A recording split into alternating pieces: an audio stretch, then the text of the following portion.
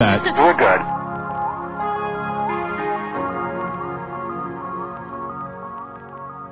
Welcome, everybody, for another exciting installment of Quite Frankly, a Howard Stern podcast featuring myself as your host, Jim Fix, a.k.a. Fillmore, a.k.a. Fillmore Fingers. And with me, of course, is my co-host with the most, Sam. Say hi, Sam. Hi, guys. There you go. And she's got the mic encroaching right up on her. She doesn't need a wig being lowered from some crane onto her head, and she's got a Roomba working overtime. So we hope you guys enjoy this show. We're covering the April 13th, 14th, and 15th shows. They took a week off this last week, actually, just recently, and Howard, I'm surprised Howard doesn't have his mic the way I do, because I'm practically blowing it. Well, does he? You got the video, and I know there's clips now finally on the YouTube channel. Does he have it going over his? Does he have one like us, like a boom arm going in front of him, or like craning over top, or straight ahead like I have? Oh, it's craning over top. It's, it's putting on Christmas ornaments on the Rockefeller Christmas tree. It's putting the Star of David on the tree. Anyway, it's not a long. Usually the breakdowns entail like 2 weeks or like 5 days out of 6. But this time we were trying to get caught up, and this I think we've finally done it. Of course, sadly, we're gonna hear all this stuff the second time and just get more and more disgusted. But on the 13th, he talked about Roomba. And as all I know, Roomba is just something for fucking bovine North Americans don't want to vacuum so they can eat more Tostitos. But you say it's actually functional on some level. Okay. I mean, yeah, if you have children, it's the best, because you just turn on this robot and it vacuums up all the crumbs and nonsense. And it's small. It's easy. It's a good piece of technology. But apparently, he needs a tutor for a vacuum now. I've got a few clips of it, so we're gonna play some of it. But hold on, can't you just dose the kids with Benadryl and take out the vacuum? I don't understand. I mean, it's convenient. I don't have one, but I understand why people would get one. But if they're functional, I've looked online. It seems like there's a lot of repair problems with the Roomba. Like there's a lot of things fuck it up. Listen, I swear to Christ, if he had a magic genie lamp, he would complain to the genie and us that the lamp gave him carpal tunnel, and then he needs Ralph Macchio to show him how to wax on and wax off for rubbing the fucking thing. So he needs a corkscrew tutor. Okay, so no matter how easy this will be. Okay. It's a problem. So we'll take turns announcing the clips. Sometimes I choose witty titles for them, and sometimes I don't. But first one is called Winged Beefus Discover Roomba. And it was like March 12th, I went out to my house, and I haven't seen anybody but my wife since. And we've been in quarantine for a month. More's the pity. Yesterday, we bought a Zumba. What is it called? You bought an exercise class? I was going to say, that's what I knew Zumba as. And there's one broad in town. She charges for lessons. And I'm thinking, couldn't you just go to YouTube at this point in time and just dance along with them? Zumba classes never, first of all, I could never deal with exercise classes. I always laugh myself out of them. I'm not even kidding. Every class I have ever taken, exercise class wise, I crack myself up during it, and I have to excuse myself. Why? What's the problem? I don't know. It's just so funny when people are moving around and steps up and steps down and dancing or whatever the hell's going on in the class. The irony just washes over me for some reason, or some sort of feeling, and I laugh myself out of every single one. I promised my mom and my sister one time I will not do this, and I did. I laughed myself out of it and had to excuse myself. I couldn't. I can't handle it. I just think it's so funny. Okay, fair enough. Let's continue. Roomba. The Roomba vacuum. The Roomba vacuum cleaner. I have Zoom on the brain. I'm zooming all over the place. Oh my God. And he also, by the way, Yeah. still sounds like complete shit. I don't know how good we're gonna sound after this is all recorded and edited together, guys. But it's certainly I'm pretty sure it sounds better than He's zooming all over the place. webcam Wiggy. He's zooming, yeah. That's doing well. Picture, It's gotta be. picture Marlon Brando in the last scene where he's picking oranges and he falls over dead. That's the extent of his. That's the extent of his movement. He's zooming all over. And like Beefus, he'll be the little kid running away. She'll be the little kid running away. spraying shit on him. Oh!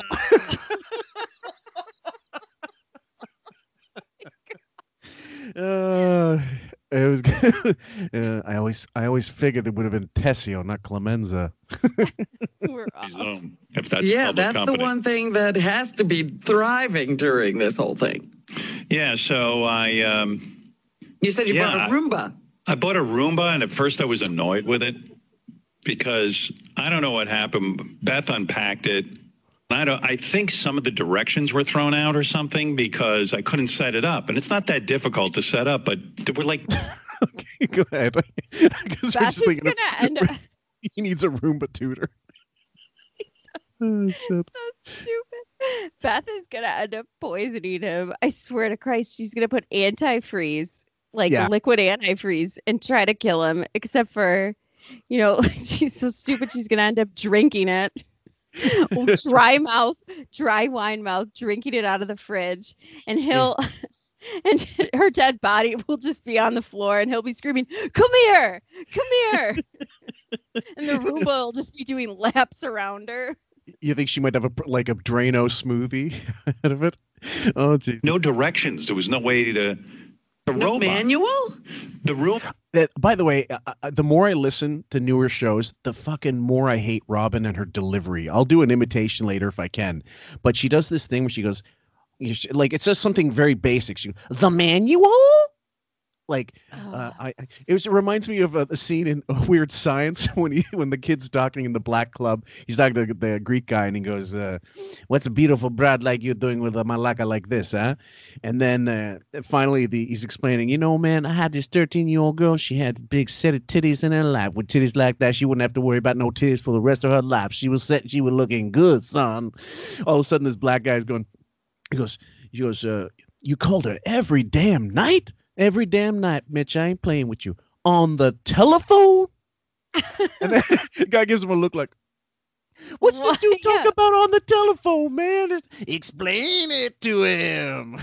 So if you just check out Weird Science nightclub scene. The manual. Roomba is a robot that vacuums your house. It's crazy. It's like on the Jetsons. You know what I mean? It's like right at... There's a reference.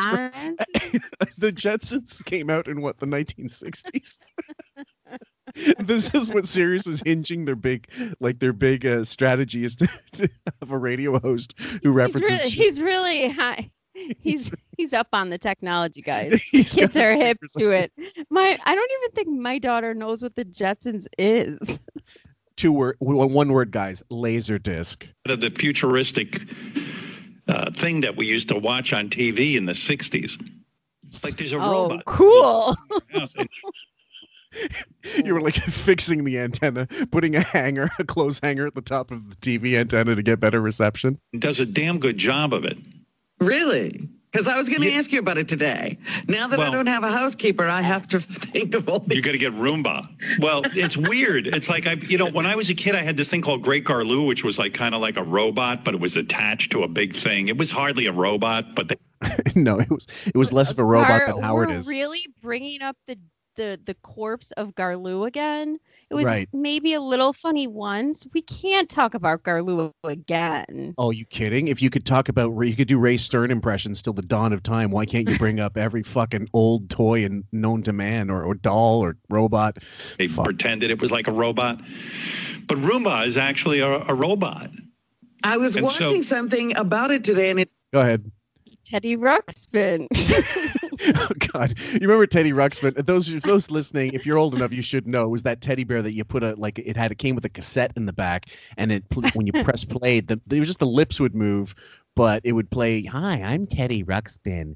Can you and I be friends?" My buddies and I, we put like a Metallica tape inside of Teddy Ruxpin, so while they're playing like Kill It All, you can see the lips moving. I don't think it works anymore, but my God, we had fun with that. We were making like videoing it and stuff. It said it makes like more than 100 decisions in seconds. Yeah, it's crazy. First it maps out. As opposed to Howard, who doesn't make one decision in a minute. He tried a squirt bottle cleaning the gym once. It didn't work. Yeah. He must look at that Roomba trying to figure out how this does it. Like it's a tour in Nam. Well, you got to figure he went to the Peloton. It was, I think, the last week's breakdown. He sprayed it one time and expected the spray to sort of magically gather around the dust and like just suddenly envelop the whole machine. And he just walked out, and that was it. It was. Yeah, it maps out your house, and it says, okay, which room, and there's an app with it. So, like, I didn't have any information on how to download the app or anything like that. So I think maybe some of my directions. Did you get a used piece of equipment? If Wiki gave Roomba directions, it'd be somewhere in Newark right now. The, I mean, but it would be passing by a park bench with Artie on it. I'd be crying. No, I think Beth might have. I don't want to blame Beth because she got upset with me. She goes, "What do you think? I'm stupid? I'm not going to throw out directions." And I went, "Well, somebody threw out directions." This ties in with that show we just did with Bob. That again, it can't be him, right? He's a narcissist. It's passive aggressive. I don't want to blame Beth, but here I go. I'm going to blame Beth. Right. But I'm not going to say it's Beth. I'm just going to say someone threw out the directions. And since there's only two of us in the house, take a pick.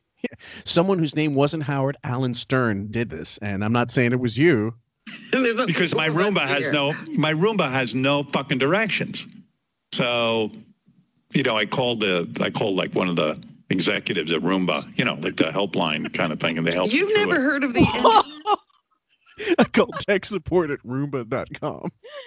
I called Jeff Schick, and he said it's probably that one-eyed cat Pebble. I heard she's a real nuisance. Howard, did you change the SIM card in the Roomba? Oh, God. I asked Governor Cuomo for help. Paul McCartney. Paul, did you ever write a song about a Roomba? I'm telling you, there are so many different Roomba robots out there that there's nothing clear. Trust me when I tell you there was nothing clear to do. So I was annoyed, and I was going to come on here and bash Roomba. I was going to say it's a piece of shit, it's garbage, it's like too difficult. Garbage. By the way, someone suggested Salamander. Garbage. Let me call Dan Aykroyd and see if he knows how to work this thing. He's good with tech. Some people were asking that, considering, is this a plug for Roomba? I'm like, well, if he's already paid money for it, it's not a plug. And he's as if he can't afford a fucking, I don't know how much it costs, a few $100s for a Roomba. He would hope that the Red Cross support that's being provided for coronavirus, that somebody would stop it and help him with this Roomba. I don't think that this is an ad. No, it's not an ad, and it's not it's not like an attempt to show Roomba he can sell their product either, because clearly he's fucking it up. I can't make it work. I can't make it work. And he's really selling it with that Jefferson's Jetsons reference. Yeah, everybody's Googling Jetsons. Blah, blah, blah, blah, blah. But I couldn't have been more wrong. Once I had the directions, which are not that many, it says there's a power on button. So I guess he must have found it with the corkscrew in Beefus's wine cellar. Yeah, he was in the steaming potato. What do you call it? Steaming a potato direction. Set up the robot in seconds. And then I tell the robot, I said to it, clean up, map out the room and clean it up. Get to work. Well, this little cute robot comes out of its base and starts mapping out my room, and I'm watching You can see it mapping it out? Yeah. Does it send out like a laser or something? No, but you can see he's just Mm-hmm. There's a lot of words to describe a Roomba. Cute would not be one of them. It has good curves. Figuring out, I call him he. And you're supposed to name your Roomba, but I named mine Roomba. Of course you did. Like, was it? Does the Roomba shoot a thick, heavy load? He wants the Roomba to fuck him. It took Yeah. all of 2 seconds from that thing to get out of the box till he's already thinking, how Yeah, can this how do I- penetrate his asshole? Yeah, I was gonna say, yeah. How can I fuck this Roomba? I wasn't gonna name a vacuum cleaner, but it's weird. Like my wife is in love with Roomba. Like, I mean, like she was calling him he too, and she goes, "Oh my God." Roomba's more. Roomba does more work around the house than Howard. Go ahead. So we talked about it. We both decided to name it Jared. I go, he's turning you on because he was cleaning and cleaning better than anybody. He never gets frustrated. Like, even if he can't get around the spot or he can't get under the bed, he figures out He couldn't get around the wet spot. a way to get under there, and he vacuums. Wow. It's mind blowing.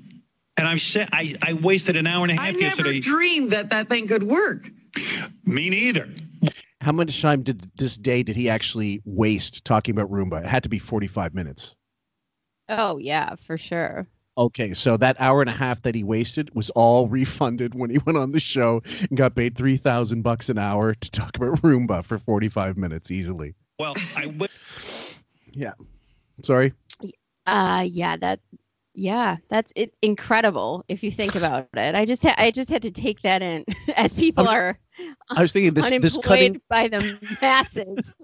this cutting edge show is going on about Roomba, and so, I was talking to someone just the other day.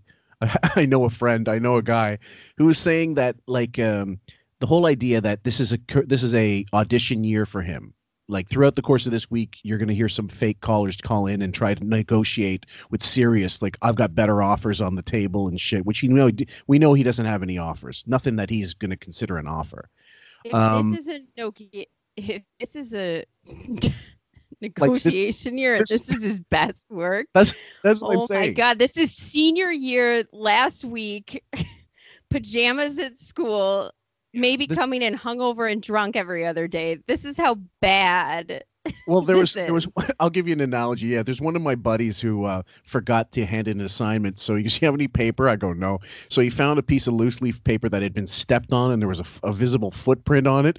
And he wrote on it, and he submitted it. He submitted it to the teacher, and she responded. Like she checked all this stuff and she handed it back to him. She said, "I'm glad there was such attention to detail, and you you were so on top of this, literally on top of it." Wasted an hour and a half watching Roomba work. My wife and I sat in the room with him because we couldn't believe it. You better. This is the equivalent of watching paint dry, and we're listening to it. And now this is what he does with his life. He is watching paint dry. He's watching particles getting sucked up into a vacuum. I wonder if the nylon fibers of his wig get caught up in the room and it just fuck up the gears completely. Goizer Mass, if you're out there, this is a Photoshop for you. Just the wig, not him, but just the wig kind of shifting from behind, looking at the Roomba going around the room. We have to see if I can find some GIF that we can alter. Flag it because you may lose your television. I know. Roomba. And then last night I blamed Roomba because I put Roomba in my bedroom, the same place with the television. I think Roomba is fucking with my TV or something. But I can control him. Like, I could set him off right now and tell him to go vacuum upstairs. How much do you want to bet he's going to use Roomba as an excuse, like Bianca, where he's watching somebody's whole asshole hang open if they stay over? Oh my God, I couldn't find Roomba. Hello. Does Roomba have a colon? Yeah. No. But I can control him. Like, I could set him off right now and tell him. I can control him the way I control Ralph and everybody else in my life. He is insane. He went from opening a vacuum, not knowing how to use it, to conquering Roomba, like a slave master relationship. Why? It's an M. Roomba, you've been a bad, bad machine. To go vacuum upstairs. And I heard that it finds its own base when it's done. You don't have to go looking for it. Well, that's true, except I went for a walk. They say on your first Roomba run, when the first time you use it, you should sit there and watch him. But it was taking like an hour and a half to clean up the room because he was mapping the room too. And I was just. Does Roomba have a Spanish accent? This is how fun the sex life of Beth and Howard is. If this is what they're doing with their time, just saying. Yeah. Like, oh, I'm going to go for a walk. I go for a walk. I came back and Roomba was stranded. He never made it back to his base. Oh, To dear. recharge. Yeah, he kind of like fucked up. So he did everything else perfectly. Like he got caught on the carpet. We have these like rugs. Yeah. And he gets caught. We have these like rugs. What the fuck else are you What talking about? else would it be? We have these like rugs. Okay. Did he implant Roomba's base in his a-hole? I mean, honestly, is that why Roomba was stranded? Stranded. The Roomba was going, no, find a happy place. Find a happy place. Caught on the edge of the rug. Searching for his base. Figured out how to get over it. Amazing. It is amazing. I have gotta to say get that. All I know is whoever invented the Roomba is a genius. Yeah. Should invent a cure for the coronavirus. Because I Crazy. discovered vacuuming is horrible. You discovered vacuuming was horrible. When was the last time she fucking lifted a vacuum? I listen to this. I vacuum, I think, pretty much every other day. Yeah. If not sometimes every day, just because I'm a little bit of a neat freak in my house and I like the way carpets look fresh from vacuuming. Sure. So fine.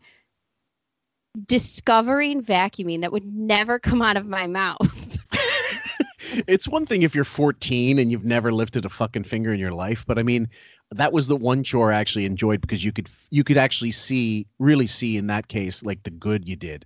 And I hated chores like washing the car, because it's you have to get in there every nook and cranny. But vacuuming was like a cinch. It really was. Yeah. You actually, and also you're doing yourself a benefit, like the dust that settles, the dust that's so imperceptible. And if you have dust allergies or whatever, like a vacuum's essential. So if she And there's never something really there's something about getting the lines in a carpet when you're vacuuming. I really enjoy watching that. I don't know why, but Yeah. I love the way it looks. And I listen to something when I'm doing it. It's Yeah. kind of a zen. I was just gonna say zen, because when I'm washing the dishes, it's the same way.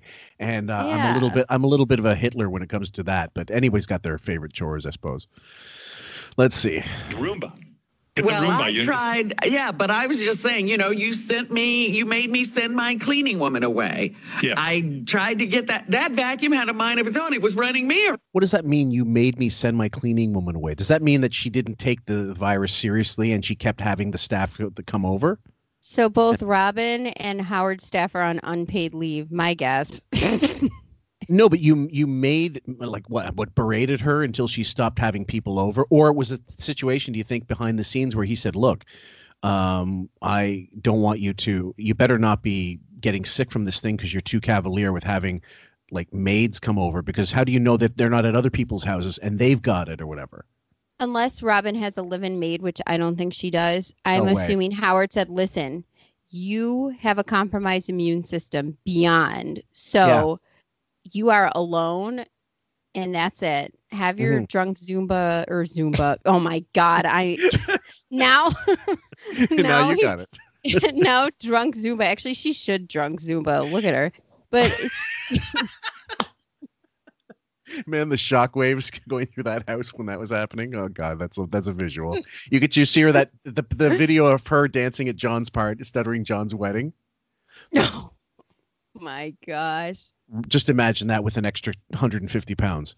So anyway, yeah, I found that curious because she was early on in the month, she was still having, or at the end of March anyway, she still had help coming over, and he was bitching at her for it. He was saying, "What do you mean? What are you talking about? It's got to be us." He was more right on about it. It's the truth.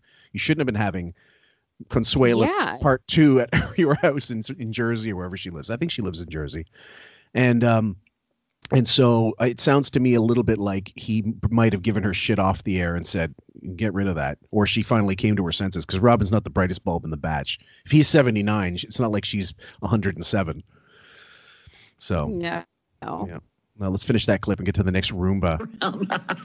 Yeah, no, And Beth. so I said, I got to get the Roomba if it works. Beth's been vacuuming, and she broke the vacuum within the first week. Like she literally ripped it out of the wall because we have the central vac. She ripped it out of the wall, and the whole thing cracked.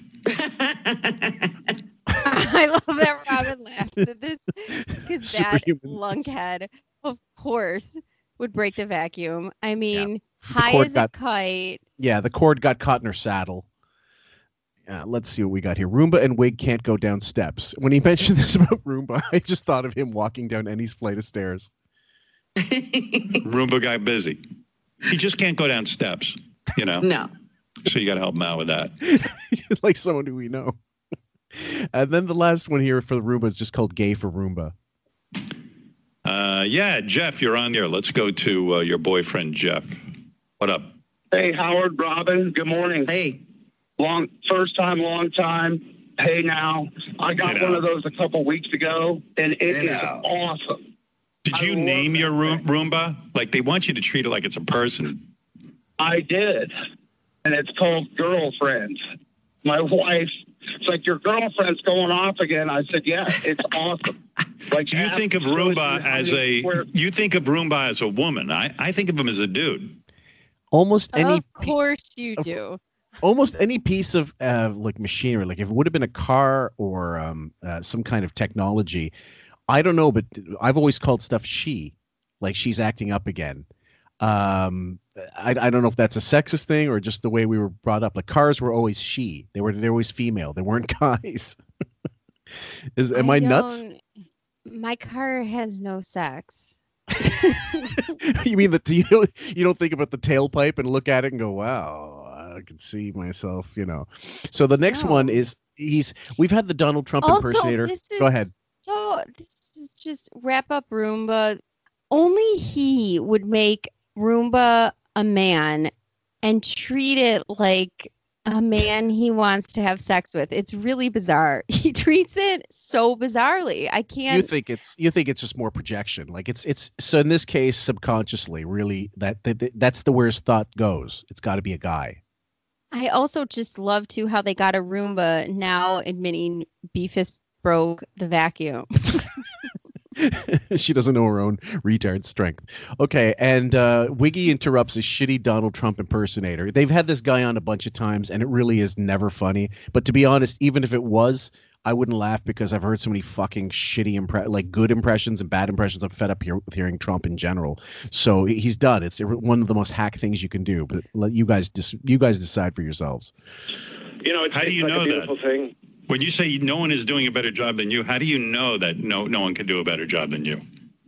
Well, it's, because you've had other presidents do, you had Obama with like Ebola, and that was a disaster, and he had like swine flu, and there were so many like terrible things. Terrible things. So all of a sudden Grillo's doing a fucking Trump impression? No, this is a horrible impression. This is not funny.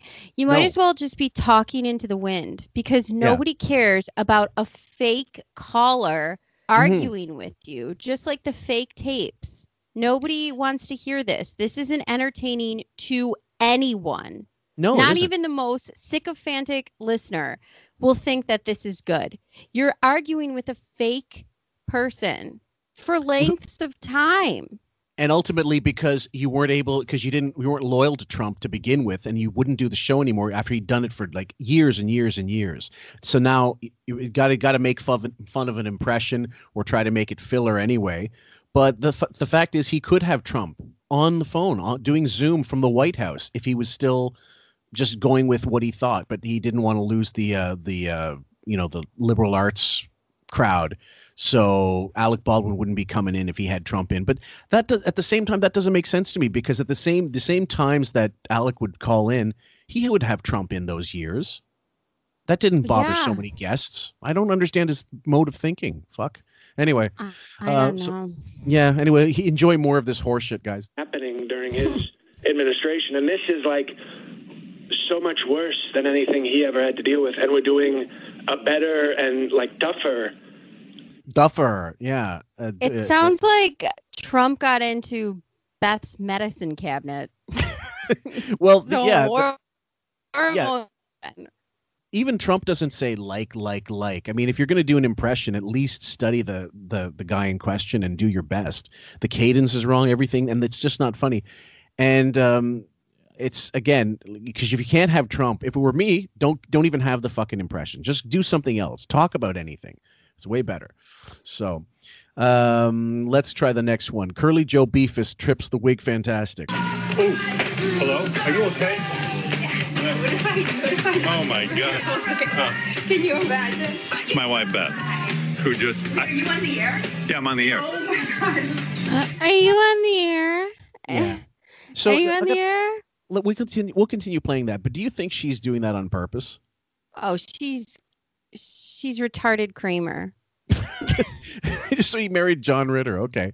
But I just don't, unless she's got bad eyesight or she's just a drunk bim, no one like on the air constantly falling, like making a thing out of it. Does she think it's endearing or funny, or is she trying to get attention? She hates that he's on the show.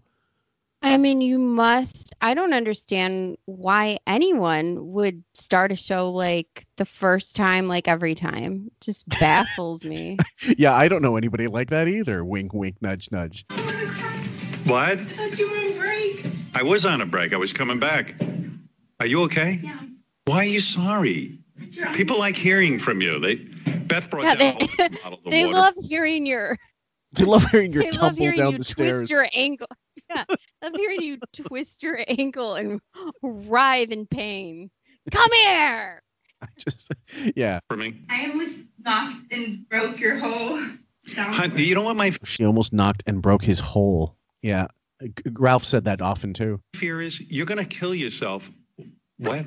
Let's hope. Wishful thinking. Here he is knocking the table. You can talk. It's okay. Nobody cares. Yeah. Nobody does care, but this actually we do care about this because it's just train wreck of train wrecks. Yeah, go ahead, Sam. Here's the MPD thing, though. You can talk. That's scary. I've said you can talk. It's fine. Like you got to wait for permission anyway. Yeah. Can you put one in? Thanks. Beth almost killed herself again. Yeah. How come I can't hear you? You're all muffled. That's over there. Here's my... Shaking in the corner. She's mixing martinis. She's hiding like Anne Frank, hoping that. So wait a minute. Hold on for a second. How many wigs? How many weeks is this where they're doing Zoom? 4? This will be the 4th week. Okay, so they're still getting audio dropouts like nobody's business. I honestly, guys, we know we have technical problems too, but there should be, for the amount of money he's getting, there should be none of this. So you're going to hear a lot of that even today as well. So There you are. What happened? Okay. I had this weird button turned. Honey, what are you doing? No, don't do that. She's Is she crawling crawling again? What is she doing? She doesn't want to be. Honey, your whole. Oh my God. Are you on This- the air? Are Yeah, you on this- the air? Okay. Oh shit, Robin, she's crawling. Hold on. I got her strawberry. I think she's still moving. Hold on, let me finish her off. Honey, what is going on? There's a stool. Here, bring the stool up for 1 second. What is she doing? She just cracked a smile on your whole asshole was out. I know. I was clumping. He doesn't. By the way, must have said that 10 times into this today, and I have another clip that, like the next clip, you'll laugh. I'll let you read that one. She has to be fucked up on something. She has to be. Oh my gosh, of course she is, Fillmore. And she's thinking about this in her head and going, oh, my whole asshole is hanging out. Great. So for the next Ellen appearance, I got that next great shot that she could pull up, just like my first time when she was on Ellen. And she pulled up. She goes, okay, well, you have some pictures to show. And it was her packing a suitcase with her top off, you know, in a crouched position with her whole asshole hanging out. And Ellen was like, what's this? She goes, yeah, he loves to take pictures of me. And she's like, okay, so we needed this picture. Yeah, exactly. Where's crack? You're not plumbing now, are you? Look. Did you spill water all over the floor? Here's my biggest fear. She's going to kill herself during this. Because I'm going to have to take her to the hospital, and I'm going to get coronavirus at the hospital bringing her in. Buy me a Roomba for every Roomba. Did you hear me talking about Roomba? I did. Roomba. I mean, you would I turn... need a Roomba for every Roomba. Okay. Robin, I made a Right. funny. I made a funny, Robin. I need the Roomba. Where are you? You at your base? You find your base? You surveying the area. Oh my gosh. You wanted another Beavis impression, guys and girls. You got one. We need a better name for him. I know. What should we name him? I don't know. We'll come up with something good. Yeah. But Maybe you should name him boyfriend. Boyfriend. BB. BB. Okay. I like it. So you want to read the next? Boyfriend is BF, you motherfucking idiot. BB. Boy, unless you're Grillo. Boybrand. You want to read the next clip? Number 6? So number 6 is Beth's whole asshole, which he's never seen, by the way, was hanging out. You know, when I'm the upbeat one in the marriage, we're in trouble. That's right. All right. Well, Mama Fifi is on. I'm handing her off to her forever family now, so I have to go. You need to. Forever family. Oh, listen. I'm usually upbeat, but I took a lot of benzos this morning, so it's your turn. Fifi. was like, ever see that Joey? I think it was Joey Bishop joke where he goes, he was so drunk he tried to whistle his dog. Yeah, it's a visual. He tried to whistle his dog. Hey boy. Fingers in his mouth. Okay, let's continue. Nothing happening. Please don't put this anywhere on. I'm going to put your asshole on anything. Did that show, Robin? Did you see my? She wasn't there. He put his hand over it. He was protecting you. Your whole asshole. All right, I heard you the first time. You mooned the entire audience. Hey. Did you see that, Robin? Did you see that? Her whole asshole was a pincushion in Dubai for fucking half a decade. She's quite used to having it out. Next clip, and now we start getting into the Andrew Cuomo call in, and I think he zoomed, but I'm not 100% sure because the audio quality was still shit anyway. Did you want to say something more, Sam Ostrowski? If she would have bent over, crawling around, and a cat popped out of her asshole, it's like a kitten. Okay, the next one's gay for Andrew Cuomo. Boy, that was a mouthful early in the morning. How you doing, Howard? Did you I'm doing okay. How you? First of all, how are you doing? I love you. I loved you when you first became governor, and I've always talked you up on the air. And I particularly appreciate what you're doing during the coronavirus. You're providing real leadership, and your whole demeanor is just well, for lack of a better word, a turn on. Okay, so you wanted to say something. First of all, that's not what the terms anyone who enjoys him and what he's doing would select, but okay. Didn't he also, he said, I talk you up on the radio. What about his father? How did he treat Mario? Exactly. God, he could not have been more of an asshole to his dad. Actually, if memory serves me correctly, he was really anti. He went for Pataki back then, I think. Yes. But either way, I think he's trying to basically figure out that he's figured out that in New York it would be more stylish now, at least in the moment, to be on Team Cuomo, just for the sake of, I don't know, whatever he thinks is going to be the future. Because really, I'm not bringing in COVID-19 into the podcast, guys, but it's not looking good for Trump based on the current situation. And it just seems like Wiggy Fairweather fan is just going for whoever he thinks is going to be the most popular in the next few months or whatever. So he could easily turn on Cuomo in a moment when something bad happens, or, it just seems very calculated. I mean, Cuomo right now is kind of declining in popularity just because New York is being treated like everything's New York City, and people are getting frustrated with the economy, rightfully so, because $1,200 isn't going to carry you for months at a time. And I understand the frustration. So we'll see what his popularity will be like at the end of this. Okay, and clip number 8, Sam, would you like to read it? Sure. In other words, let me interrupt you. Right. And now you're being more careful. Yeah, I am more isolated. And so when you're dealing with this thing on a day-to-day level, in other words, what are you doing? Like, where are you right now? Okay. The next clip, number 9, is called, in other words, slight return. We built thousands of beds. He sent the Navy ship Comfort to New York. He has delivered for New York. He has. Right. So in other words, that's a genuine thing. How many fucking times does he say that on any given day? I know we all have our isms. We all use words more than certain words in the vocabulary more than others. But that phrase, in other words, when there's no need for other words. I think it's actually a sign of his declining mental health. Like, I'm hoping he has dementia.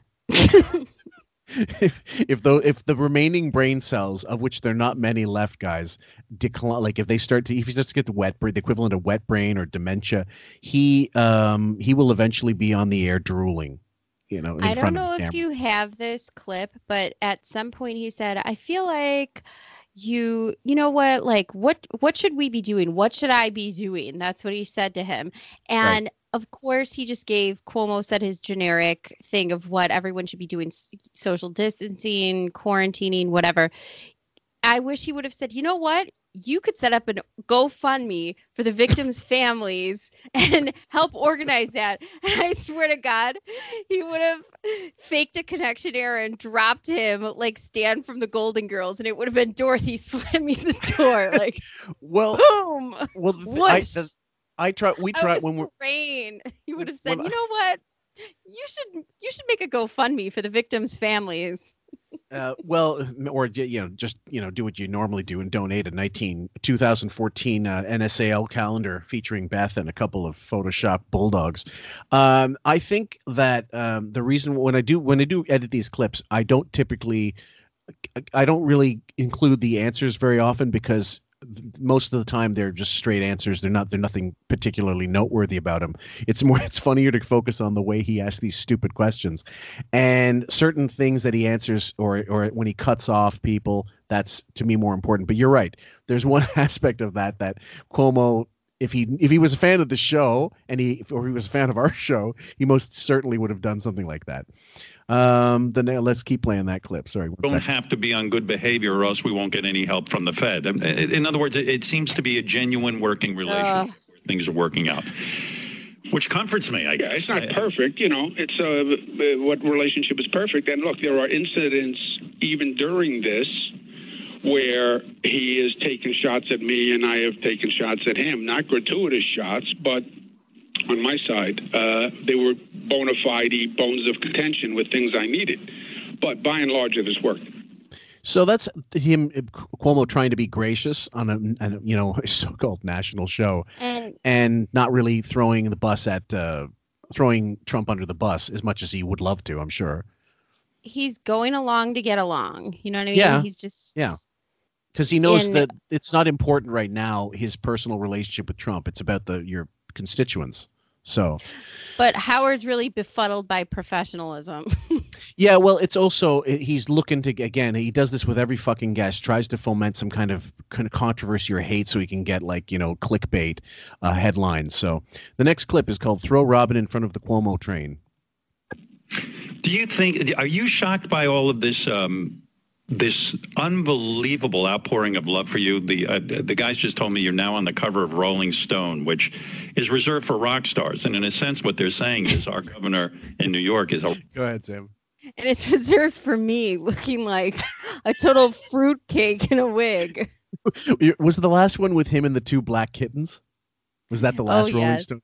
Yes, that was the last one. Then there was the one with the trench coat or the forlorn look of him looking away with his hand to his face, like he's thinking of anything. And the photographer needing a break to watch his eyes, because he's focusing on crazy eyes and going, "Oh God, I can watch a tennis match now without turning my head." It's just a thought bubble and a milk carton spilling. Yeah, nuts. It's absolutely nuts. Rockstar. Are you just blown away by this sudden? I mean, now you are the sexiest man in America. My own Robin, who works with me, is thinking of dating you. Well, he's single, Howard. So yes, and giving herself to. Are you? He throws Robin in the. It's he always will use someone else. It might be Wilding. It might be Wilding with somebody gay. It might be Robin with somebody straight. But when it's a guy, it's all him projecting what he wants. He has a thing for Cuomo. Absolutely. And any argument? Robin's not dusting off her snatch for anyone. So Is it? You know what it is? Competence is sexy, is it not? Yes, it's back. Oh, listen to how he said that. Confidence is Confidence sexy. is sexy. Yeah. Like, keep in mind, guys, that's not Robin starting that. That's not Robin initiating anything anymore. That's him deciding which way this is going to go. So why use that word? Sexy? Really? Robin's barely comforting, I suppose. audibly giggling. I mean, Yeah. seriously. It's taking everything out of her to even go. This is what my fucking chemo bought me. More fake laughing. Say single because there's an underlying resentment there that people in Howard's position have. They don't want to give up that word. They just don't want to say it. It's very interesting. You can do a whole psychological study on it. What do you mean by that, Married men Governor? don't like to point out. I'm just saying married men don't like to point out that someone else is single. Have you ever noticed that? You know, you're absolutely right. I don't know why. I think we're all threatened or something. I don't get it. It's really insane. Yeah, go ahead. That's the end of that clip. I especially when I was single didn't like people to point out the fact I had 2 beards and was hanging out with a twink who had highlights. Yeah. The next one's called Shrink Attack. Period. Who do you talk to? I mean, the pressure on you right now is just astronomical, and I don't pretend to even understand what your day is like. So when you're freaking out and you're seeing some real horror scene here, and you're up close, and you know that New York is depending on you, who do you talk to unstress? You have a shrink? Okay, so we knew that was going in. That's a given, guys. You can circle that on your bingo card, Sam.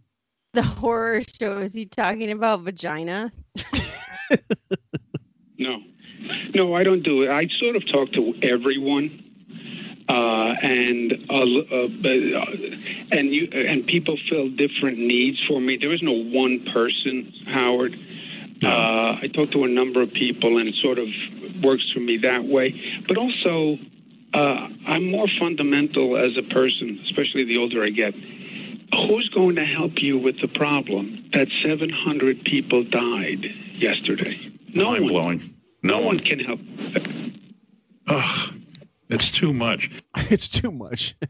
You know how many single men died in that 700? Go ahead.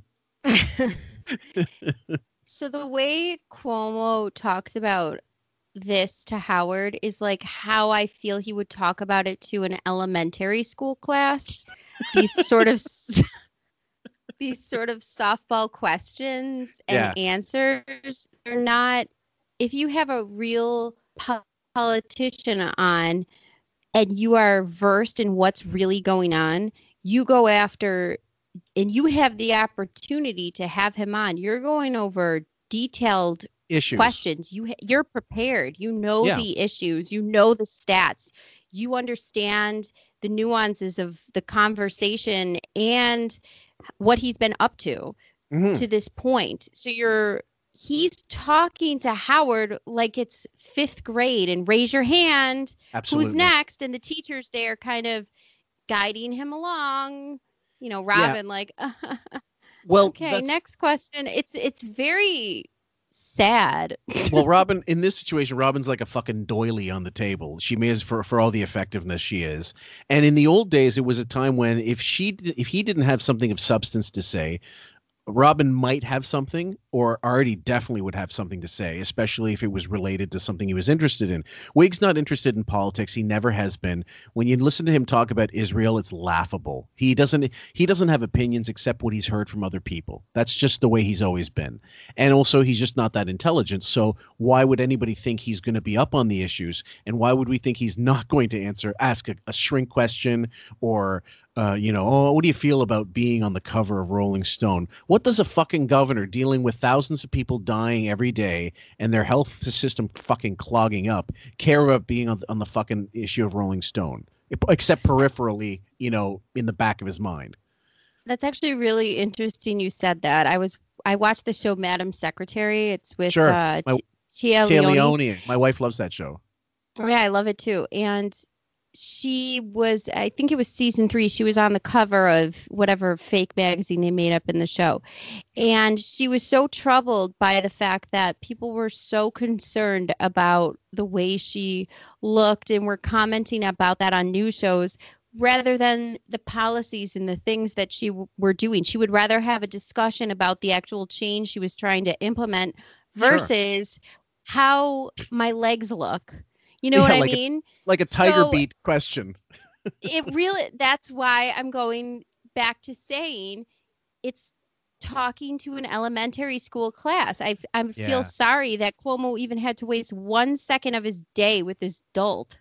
That's right. Yeah, no, it's if for a fan, like a fan of the show, forget even if whatever your politics are, if you get someone of import, you want them to be asked questions that are not asked by other people, but you don't want to be pandered to like there's some like you're as you said, a 5-year-old going, do you think that the traffic lights in New York are more staggered than the ones in Socrates? Your thoughts? And so it's well, and he also responds to him like a child. Well, Howard, I talked to many people. I mean, it really is.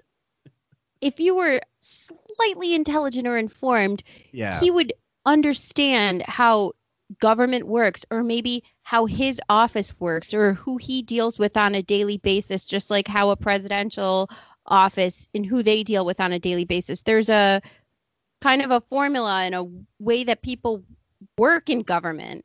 Howard has no idea. Not only that, but you're wasting a fucking governor's time who's got a serious problem on his hands. All you're worried about is how to fucking find Roomba instructions. Yeah. How can I help? Well, since I've been on the phone answering these softballs for the last 45 minutes, 70 people just dropped but dead. Thanks for your time. See ya. Softballs, more like beach balls. Would you like to read clip number 12? Sure. Wiggy, the brother killer. I'll tell you something with you and your brother. I mean, you're doing this on purpose. You are. What? I'm going to read these and I'm going to die laughing. I hate you. Well, hopefully that's my goal. Like even my psychiatrist said to me, God, don't you love when Governor Cuomo and his brother talk? It's just so delightful. Howard just wants to get fucking. Howard just wants to get fucking double teamed by Chris and Andrew, doing high fives, fucking filling him out like an application. Oh shit! I know. I just made most people listening throw up. The fucking visual, like Cuomo. What would it be? It would be like there's. I don't know if you said your dad's Sicilian. Yes. Like his parents are Sicilian, whatever. Yes. There's a thing called scacciata. Have you ever heard of it? No. Scacciata is like a calzone, but it's more like when I've seen it made, there's a Sicilian in my hometown does a great job. It's famous around town. It's like it's almost like a pizza, but with the extra layer of crust and a thicker, like inside it's all the ingredients. So it's not really pizza. It's more like a calzone or like a hot pocket. And it's called scacciata. And I'm just thinking Wiggy is the fucking filler inside the scacciata. And the two pizza bread are the Cuomo brothers just kind of having their way with this little fucking cricket. For sure. Anyway, so let's keep going because he's going to do the whole guilt. Are you jealous of your do you wish you didn't have a brother? The communication. It's real. Yeah. It's real. It's like become a thing that actually calms people down. And, I've never wanted a brother. I didn't want to share my mother with anybody. Oh, hello, Bob. Yeah. And first of all, Bob I never wanted to share. Yeah, I never wanted to share my mother with anybody. So love, hate, love. Which is it? I'm confused now. So everyone, we did this great narcissistic personality disorder episode with Bob D, a wonderful listener who lent his talent and brain to us for an evening. We're going to do multiple parts of it, but every so often now when we come up to certain things that he says, now I'm seeing what Bob is saying. Yeah. And the mother aspect is very frightening. Yeah, and you can't sort of unsee it. You can't unhear it now that when you hear the stuff. Now we have been for years. Like I've been collecting this stuff for years, so I know to grab it when I think it's good, and that was definitely one of them. So. I talk to my sister. You know what I mean? You know what I mean? I mean, my sister's great. She doesn't want any attention. I want it all, and I've never thought of a brother as being something desirable.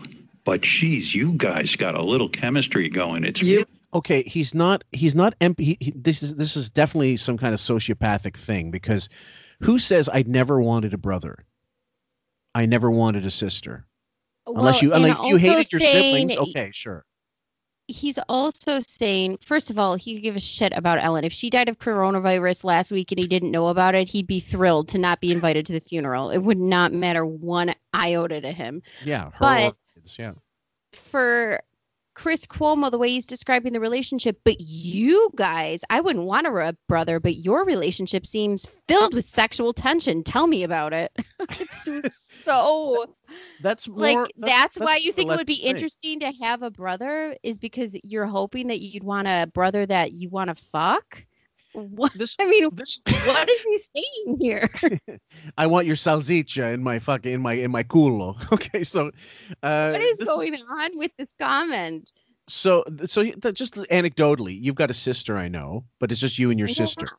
Did you that's grow up right. wanting? Did you ever grow up wanting a brother? Just out of No, I have we have neighborhood girlfriends we were super close with, and they all had a younger brother. So it was two girls, which within the same age range as us, and then they had a little brother who was maybe like 3 years, and they were in that age, and we always thought they were annoying little pissers, and not one part of me thought I want this. See, because that's funny, because I grew up. I was a mistake. My brother's 7 years older than me. And I was a mistake. Yeah, like there's no two ways about it. I was a vacation fuck in Greece, basically, and my sister's 10 years older than me, almost 10 years. So Wow. it's We're a a huge. mistake. Oh, totally. Yeah. These days, some people go, well, it's a Best surprise. mistake ever. Well, it certainly was for Dad. He was more present with me. He was less Howard with me than he was with the two of them. But we all get along with I get along with both of them. They get along, but they're not really friends. They're not close, and they were closer together in age, which is really strange. But that's because they are just different personalities completely, and that happens. That I could see someone saying, "I hated my sister. I never wanted a sister because of the relationship you foster with them growing up." But to not have a sibling and say I never wanted one, and then as an adult male to say that, and it comes out of nothing but fucking narcissism. I'm not going to share anything with them with a prospective brother, because that means I get less of whatever it is I want. You know how you have your ups and downs with your brothers and sisters? Well, especially Sure. if you're close in age. My sister and I are 18 months apart, I think. Yeah. I mean, she deserves a bronze star, or gold medal, or whatever the hell for dealing with me. I mean, I was just hell on wheels growing up. Seriously, my parents should have shipped me out so many times. A boarding It's house. just, oh my God, I was horrible. I really would say to her, I remember I don't even know what she would do. I'd be like, listen, I'm sneaking out the back door. If mom and dad find out I'm not home, make up a lie for me. And she'd like look at me with that stonewalled face, like, what? What am I supposed to say? And she was the type of warrior, so she'd worry if I came back or not. And half the time I'd come back drunk with God knows who and be like, shh, don't say anything. I'll figure out how to get him out in the morning. Well, she What? sounds like she was That's a total. horrible. She sounds like she was a total mensch. Oh, she hated me growing up. I mean, she loves me, but I was Yeah. a little much. Yeah. Right. You don't say. You want to read number 13? You want to read number 13 while I play the rest of this? Hold Make on. it look good, yeah. It is sweet. It is really sweet. Okay, he's talking about the relationship between him and Chris. Sweet, Number 13. Shuffer, the little Cuomos. Okay. And we do get into this And Cuomo rhymes with homo. rhythm from, we go right back to childhood, sort of. You never But really advance. Governor, And that, was he a burden? No, I'm being serious. Was he a burden to you in a sense that, when your father was governor, obviously a lot of demands were put on his time. And then to have this brother who, in a sense, you have to take care of too. Did you Why is it a sense? If you had a bingo card full of nothing but innocence, you'd already have the full card figure fucking mapped out. Oh my goodness. I'll take O in a sense, please. Everyone would only win a penny. in the room. How do you divide 5 cents with 100 people? You start doing rock, scissors, paper for a nickel. Oh, shit. And the bingo caller's going, "Oh Jesus, we'll take a half hour to check all these cards." It's like a line for meals.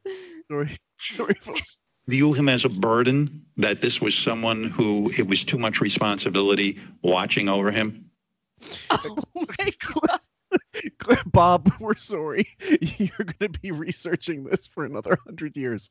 Clip number 14. Boy, do I hate children. But he's a special human being, and it's. Did you resent your father? Did you resent your father for not being more of a father to your little brother? Because did you ever sit him down and say, "Listen, I feel like I'm taking on too much of your." We have to figure out how to split up copper pennies now. Put it on the train tracks. I'm stepping into your role, or was that too difficult a conversation to have with him? Okay. Clip number 15. Clip number 15 is Blobbin sacrificed again. Look, I don't know what to tell you about what our future is. I don't know what thing. I'm sitting here in my basement doing a broadcast, but I am telling you from the bottom of my heart, I'm thanking God every day for you. I just love what you're doing. New York, all of New York, yeah. All in New York. I mean, really something. And I was going to offer you Robin, as a matter of fact. It's like human sacrifice. Go ahead. I'm sitting here in my basement jerking off to your Rolling Stone cover multiple times. Roomba keeps getting stuck to the front cover. My thick and watery low. I'm gonna put Robin on a Roomba and map her right out to you. Yeah. Who is ready to jump Here in. I am, sacrificed again. Well, you said you wanted the governor. Well, if it's necessary, I will do it. When this is over, Governor, this might be your girlfriend, Robin. She's so sick of covering up for his homosexuality. Yeah. Let's not even his nuances or whatever little dalliances he likes to stick his dick in. She is so tired of covering up for them. She does not want to be the wall of dick covering anymore. That's right, folks. Let's not even fuck around. I mean, there's just I can't even. Here. I'm not kidding. Robin, did Howard tell you I was single? Because Howard's on fucking Tinder. What's the male one? Grindr? Is Grindr for gay guys? Yes. Yeah. Fudge Packer. Why doesn't that app exist? I got on my own. He was going to offer me up regardless. Well, are you lonely, Governor? Not having Governor, please give me all the visuals I need to really finish tonight. Let's put it this way: you are single. Are you lonely? Oh, please say you're lonely. Please say you're lonely. Please say you're lonely. Ralph, can you get dressed up in a business gray suit with a red tie and call yourself Andrew? We need an underwear Zoom party. Set up the meeting.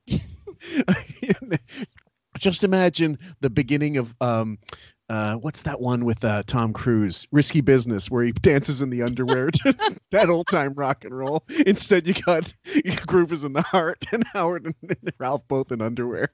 I'm not.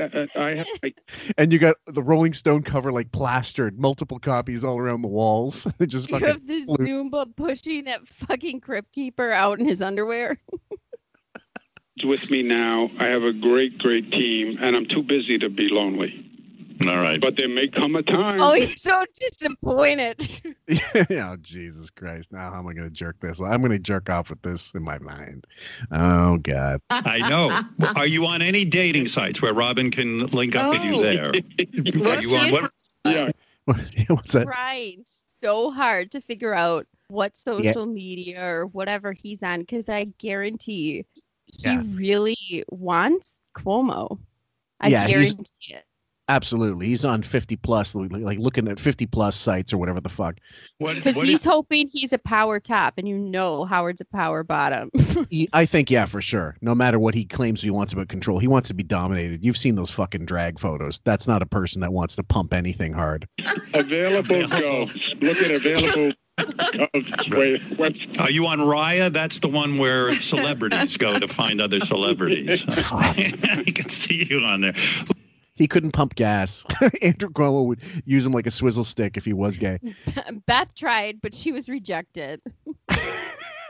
So number 16, fucktard completely out of gas and things to say.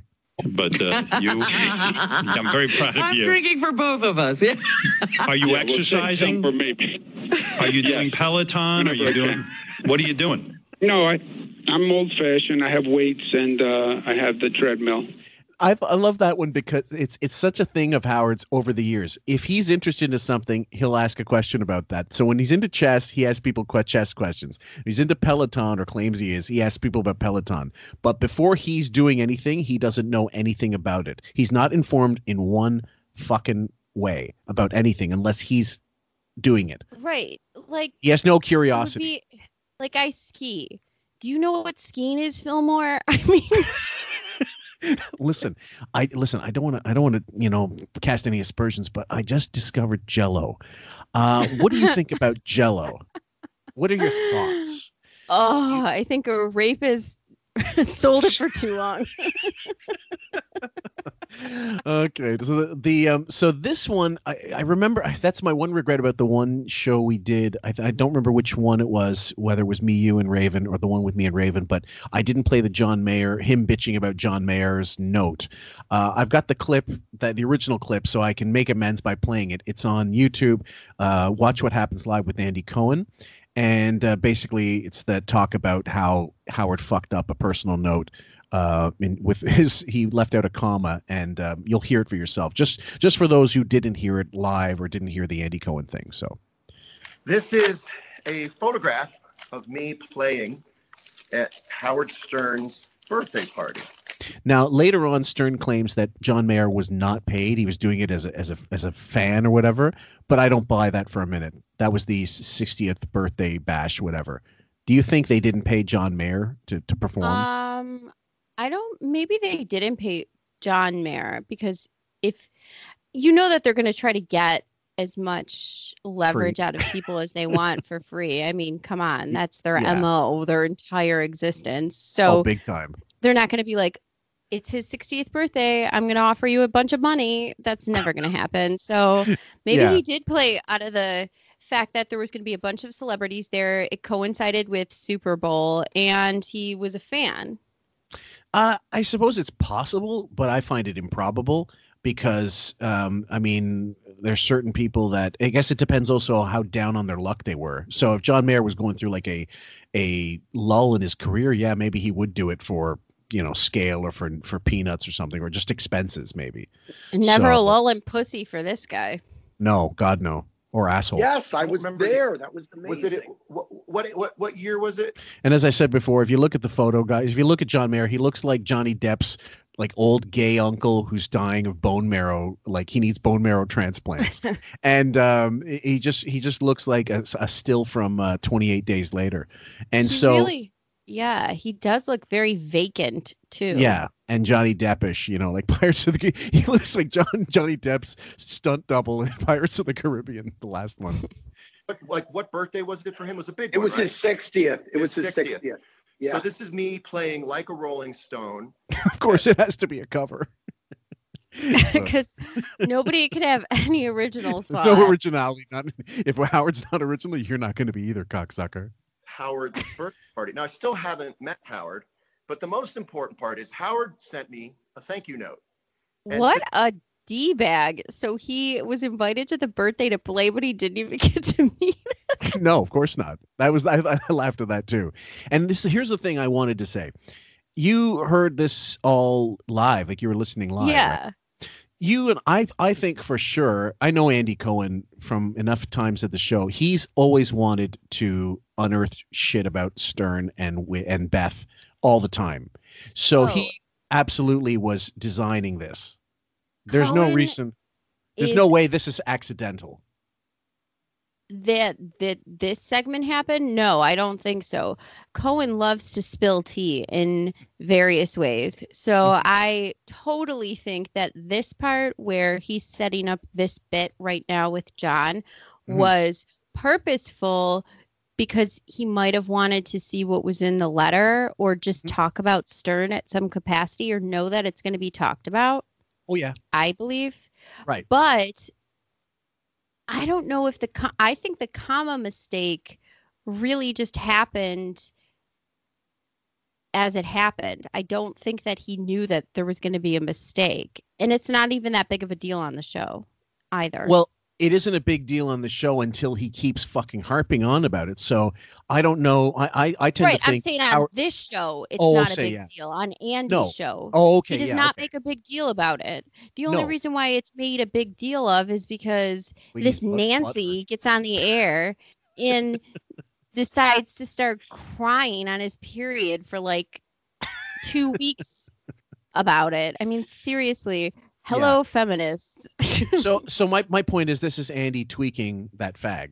I mean, this is one fag to another, to treat with a bisexual guy getting a note from a fruit saying, who couldn't write properly, and didn't know that he happened. Like, basically, he probably said to John, "What have you got that we can talk about?" And so he looked around and said, "Well, I got this. I got this. I've got this." That. I've got this, I've got this. And then when he found out about it, he was like, okay, I've hit the treasure trove, because he would love for nothing more than Wiggy to talk about stuff and him and promote himself in the process. What he didn't count was there's nobody more ass hurt by any criticism at any point in his career than Wiggy right now. Any slight bit of criticism, if it's a weather person in fucking Wichita, he's going to get butt hurt and he's going to rage about it. That Wendy Williams thing about, how she ranted about him, and he did that last big rant. Oh, that drop kicked him in the face. That was only 2 years ago, guys. That wasn't that long ago. And that's the evolved Howard. He called her cunt about, I don't know, 100 times. I think, we did do the count of that, but I forgot what it was. By the way, do you like my coffee mug? It's Romeo and Michelle. Have you seen that movie? It's Romeo and Michelle High School's Reunion. Another film that in the 90s that made more money than Private Parts, most likely. And it said, do you have some sort of businesswoman special? And it's of them in their business suits. Okay, so we'll continue with this personal note horseshit. Favorite thank you note. My favorite correspondence I've ever gotten in my life. Do you think he'd be okay if I read his thank you note? Yes. Okay. This is from Howard Stern. Okay. John, thank you so much for being at the birthday show. It really meant so much to me having you there. Your performance was incredible and truly set the tone for the rest of the evening. Now, this is the part I love. I loved it, and most of all the fans loved it. I think that's the best thing I've ever read. Most of all the fans loved it. There is no sugarcoating there. It's very honest. Most of my fans loved it. Most people. No, he's saying most of all my fans loved it. Or did he say most of my fans loved it? No, he said most of all the fans loved it, which to me means not everybody loved it, but a large majority of people enjoyed what you did. The honesty in this letter is one of my favorite things, because it's true. Most people would write, everybody loved it. And I'd go, not everyone loves a cover, John. Sorry. No. So that's pretty much that. So that's what he's been going on about for weeks. Keep going. I'll have to go back into it. Andy changes his Andy says no, and this is when he gets into the comma thing. Okay, hold on. It's time. Let me see about where that was. I think it was closer to here. Yeah, it's the end. Yep. Loved it. Okay. But a large majority of people enjoyed what you did. The honesty in this letter is one of my favorite things, because it's true. Sorry for the repeat, Most folks. people would write, everybody loved it. And I'd go, but did they? And he says, most everybody loved it. And I think what he meant to say, most of all, comma, my fans loved it. That's what I think. Oh. That's what I think. You're totally right, Andy. But by the way, maybe this was a gay snark. Well, I mean, let's face it. Andy's got to know. Like Andy and Howard both know each other fucking takes it up the ass. They know it. They know it. No one's gonna prove. No one's gonna prove to me otherwise. Even you, Bob D. Sorry, I know that we're gonna say this. You're gonna argue, okay, eventually when we get into this, that it's not a gay or straight thing. It's just a taboo thing. With Andy, it's not. Andy's just flame out Gaylord. But which I love. Yeah, well, like I don't give a fuck one way or the other. I hate the ambiguity. I hate the hiding of it. You know, the closeted nature of it, especially when you've done so much damage to fucking homosexuality and gay rights in the past. But for this particular thing to happen, that's definitely a Andy poking at Wig. So Howard, when he starts getting passive aggressive about it, that's what we expect from him. But he's right. He is right when he thinks, oh, this is someone fucking with me, because they are. There's no question. John Mayer may not be, but Andy definitely is. I think so too. I didn't think so before, but now I think so. Yeah. The importance of the comma. Because of Howard had written, most of all, comma. Like a person with a healthy self-esteem would have just rolled with it and said, yeah, you know what, I fucked up. But he can't let it go. You don't think Howard's healthy? Yeah. And you just wait. I'm not going to play the rest of that because you just wait until Fillmore, this would be like if you know how we do shows and we talk to each other through chats and ideas and this and that. And I had a typo and you said, okay, guys, so there's this typo, or you talked to me about a typo and I held it against you, lorded it over your head, and then whacked you over the head episode after episode over a typo or an autocorrect or something. It's so stupid. Isn't this just more to the Mount Everest of evidence in which Bobbs talks about how any slight, no matter how real or perceived or how vicious or minor, never gets forgotten. So this is one of those things where he's just going to constantly bring it up every fucking time he has to, until he's on the outs with Andy and Andy does something and all of a sudden he's going to spend one day 45 minutes or an hour ragging on Andy. That comma is going to be, if he was Hook and Andy was Peter Pan, that comma is the hook that's going to stick in his asshole for all of time. Well, Wiggy's more Tinkerbell than Hook, but let's continue. The Wiggy's still butthurt. This is clip number 17. Wiggy's still butthurt about the John Mayer note. Play. Okay, yeah, there we go. I think Gary has. Let me see what this says. That clip of John Mayer from Andy Cohen show was from a segment where John was sharing his favorite things. You should watch the full clip. He found a note that he thought was a bit tongue-in-cheek about most of your fans loving his appearance. Even if you didn't mean it that way, he liked it. What's wrong with that? He wasn't insulting your intelligence or grammar. John is one of the nicest guys around. Don't worry. No. You're missing the point, my dear listener. I was embarrassed. John Mayer was showing Andy Cohen a thank you note I wrote. And what he was doing is pointing out my lack of proper grammar by not using a comma in the proper place. And I'm being honest and telling you, I was terribly embarrassed. I truly was. I'm not saying what John Mayer was doing was basically calling me out and saying, look at this note this guy sent me. Oh, okay. Go ahead. He was embarrassed over a comma not being put in a sentence, but he walked out after 9/11 on stage with a jumpsuit and his ass hanging out. He came down from a ceiling with a sack, a ball sack, front and center, and his hairy gut hanging out. Yeah, Ralph wasn't shaving his chest at that time, guys. With a Shout at the Devil wig on. You gotta be fucking kidding me. Great reference. Jesus Christ. Mr. Crowley. so yeah, in this case, I mean, he's just, but a comma, that's the part that embarrasses you. I guess like we just said, there's no slight small enough for him not to get fucking butthurt about. Nothing. Did his birthday show. I flew in from LA or wherever he flies in from, sends me a note and basically insults me by saying, oh, most of my audience liked your appearance, but not all of them, which is, he's right. That's what that note says. Okay. he took Dr. Drew's Mad magazines and basically wiped his ass with them and threw them out when he sent them personally and announced it.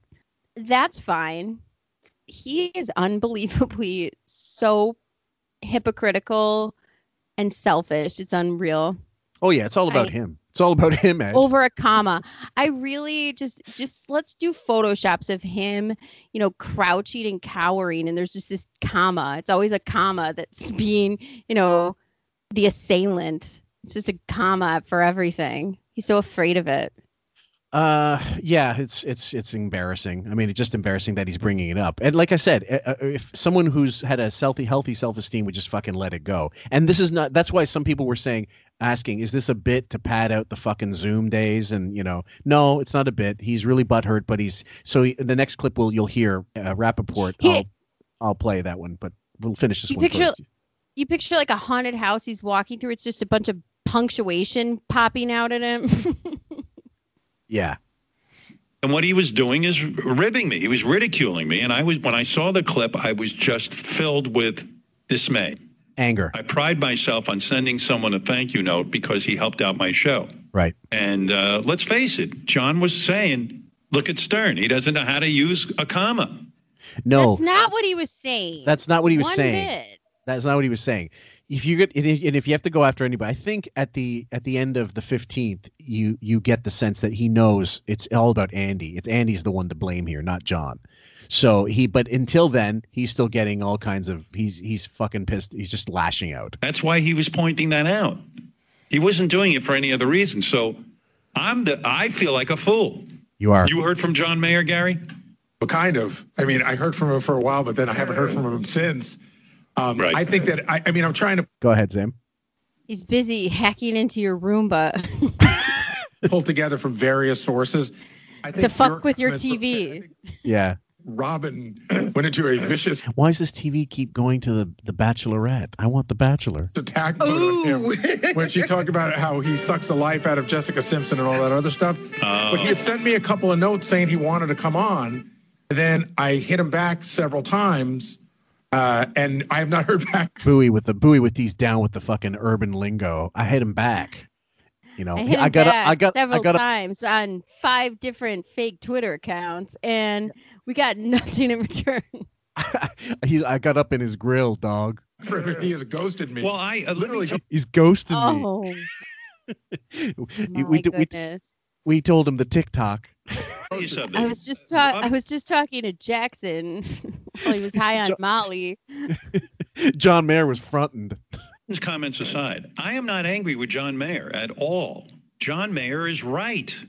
I should have put more care into that thank you note. I should have. I didn't write Jessica Simpson's book.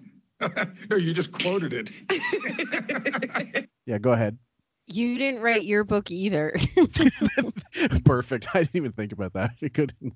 That's why you're the co-host.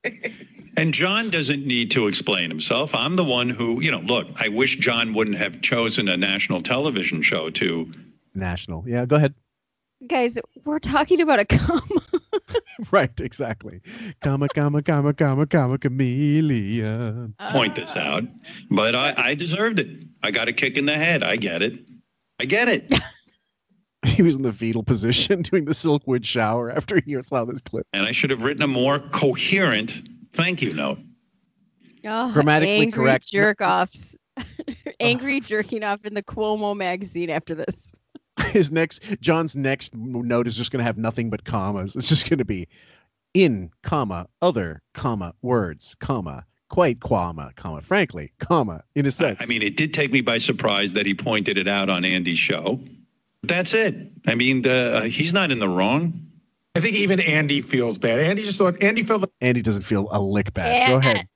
Andy does not feel bad. If I were John Mayer, I would change all my social media, and after every letter, I would put a comma for my social media handles just to fuck with him. That's how annoyed I would be by this speech. I'd be like, you know what? You want to talk about me like this and make a big deal and be such a pussy? Here we go. J, comma, O, comma, H, comma, N, comma, follow me. Comma, fuck off. The next clip is called Rappaport, a.k.a. the king of all wiggers, does wigs work for him. So I think this was a setup thing where they wanted Rappaport to call in and bust on John Mayer for just because Wiggy's too much of a pussy. I got another thing I want to point out with you, Howard. You let this fucking scrawny fucking doofball disrespect you. I hate Rappaport, by the way. I fucking hate him. Just can't stand him. Okay. I was kind of indifferent about him until I saw his stand-up. And I couldn't believe how horrendous it was. I mean, absolutely horrendous. You still haven't seen Stuttering John yet. Let's color it a little bit. I don't even know what I was watching. It was just stories mixed with shit talking and in the form of crowd work. I mean, was he just kind of picking out people trying to do rickles? It was horrendous. It was absolutely horrendous. And then at the end, he had a question and answer thing, and somebody said Brent's lying. Okay. So he said, yeah, he's lying. And I said, Howard's lying. And he said, who said that? And I said, me. And he said, Howard's not a liar. He's the most honest man in show business. And I stood up and I walked out. I left my date and I walked the fuck out of there. Like, hightailed it out. I just got out of there. Yeah. And I don't care what he said after that. I was like, there is no way I'm sitting through one more second of this absolute horse shit.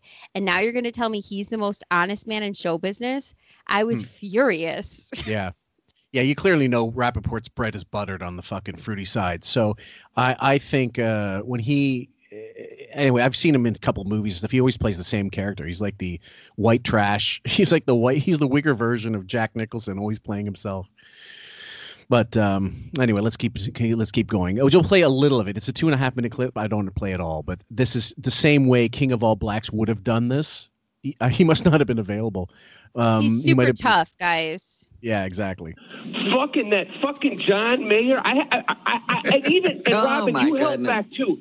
That motherfucker I didn't hold back. The guy won't even talk to us now. Well, Mike says you held back, then you held back. That fucking goofball. Howard, let me tell you something. That doofy, gossiping little bitch, how dare he fucking gets on there. And Andy Cohen's my guy. You don't have any other items in your house to talk about? You want to belittle? Well, he gave me the business. Yeah, there's no doubt in my mind that this was completely contrived. Like not that the anger is contrived or whatever. Not that Wiggy's not mad, but that they called. I know for a fact. I'm going to say 100%. Bowie got in touch with him and said, "Look, can we use you as our Sal and attack this guy, or as our King of All Blacks?" And here we go. King of all turnarounds. They did not. John Mayer never once acted the way that they're saying he acted. So they're taking this. They're not going to replay the clip. No. In question. They're going to run with some narrative that didn't happen and bash it over the head and hammer it to death like it actually happened, but it didn't. No. Which is very frustrating. Right. So here's Wiggy trying to take the high road, the faux high road. So I guess I deserved it. He let the America know that my grammar was off with a comma. He didn't let America know at all. He was baffled by it and confused by it. He actually thought you were demeaning him in some way or actually being honest. And it went from this person who called and said, John Mayer wasn't being mean one bit to now this. Yeah. That's right. He's a fucking blowjob. He's a fucking blowjob. I think I have a letter from you. I would never he's a fucking blowjob for doing that. And you sit there. So glad I walked out on him. Yeah. I mean, no one jumps in there. That's what set me off last week. I jumped in. Yeah, none of you helped us. None of you. Now they're having similar problems to a podcast I know about. That none of them can put their finger up and just say, "I want to talk next." We got to just interject, and Bowie jumping in because, well, he has to. He's the ringleader with this particular brand of horseshit. Help the situation. None of your staff. Wait, I Gary, jumped in. I resent that. Anyway, you want to just go into the next bit because really that's just more. That's just they go into it. It's like a circular saw going over and over the same shit. We want to go just into the 14th. Yeah. Okay, let's make it happen. All right, so here we go. Clip number 1: Wiggy Epstein cradling McCartney's balls by proxy. Now, if you want to know the reference, we're talking about gay manager, Beatles manager Brian Epstein, who was the sort of brains behind their early days. By the way, I am operating on very little. I'm operating on very little sleep this morning. I woke up around. I've only gotten 22 hours to be exact. I woke up from my beauty coma in the morning. So he said I got up at 2:30 in the morning and he was writing questions all night. And I'll be honest, I'm pretty sure he did because the questions sound about as stupid as he would come up with. Filled with angst. Yeah. And I could see how it would take him from 2:30 in the morning to whatever 4 o'clock to come up with some of these questions that any 5-year-old could come up with if they listened to the Beatles. Do you remember in any, Twilight Zone episode when they wake up from space light years later? That's how much sleep I got. But somehow it's never enough. I think I made one of my Photoshops, Rip Van Winkle. Paul McCartney calling in, and I'll tell you why. Here's my deal with Paul McCartney. By the way, everybody, he must have interviewed. This must be his 4th or 5th interview with Paul since 2001. And the first one was always the best one. That was when Artie was just in replacing Jackie. Or he was on one of the probationary times when he was like only Thursdays and Wednesdays and Thursdays or something. And it was great. That first interview was really good. It was really good. And then everything else is the same thing. The same shit, yeah, honestly. And you'll hear it for yourself. If you have Mozart or Beethoven on the phone, like some of the greatest musicians of all time, Well, Beethoven's deaf, so he wouldn't be able to hear the conversation, but keep going. He'd be like Marty Metlin talking like with Howard, I made the sonata for you. Who changed music. I don't want to waste a minute with this guy. I know it's just a call.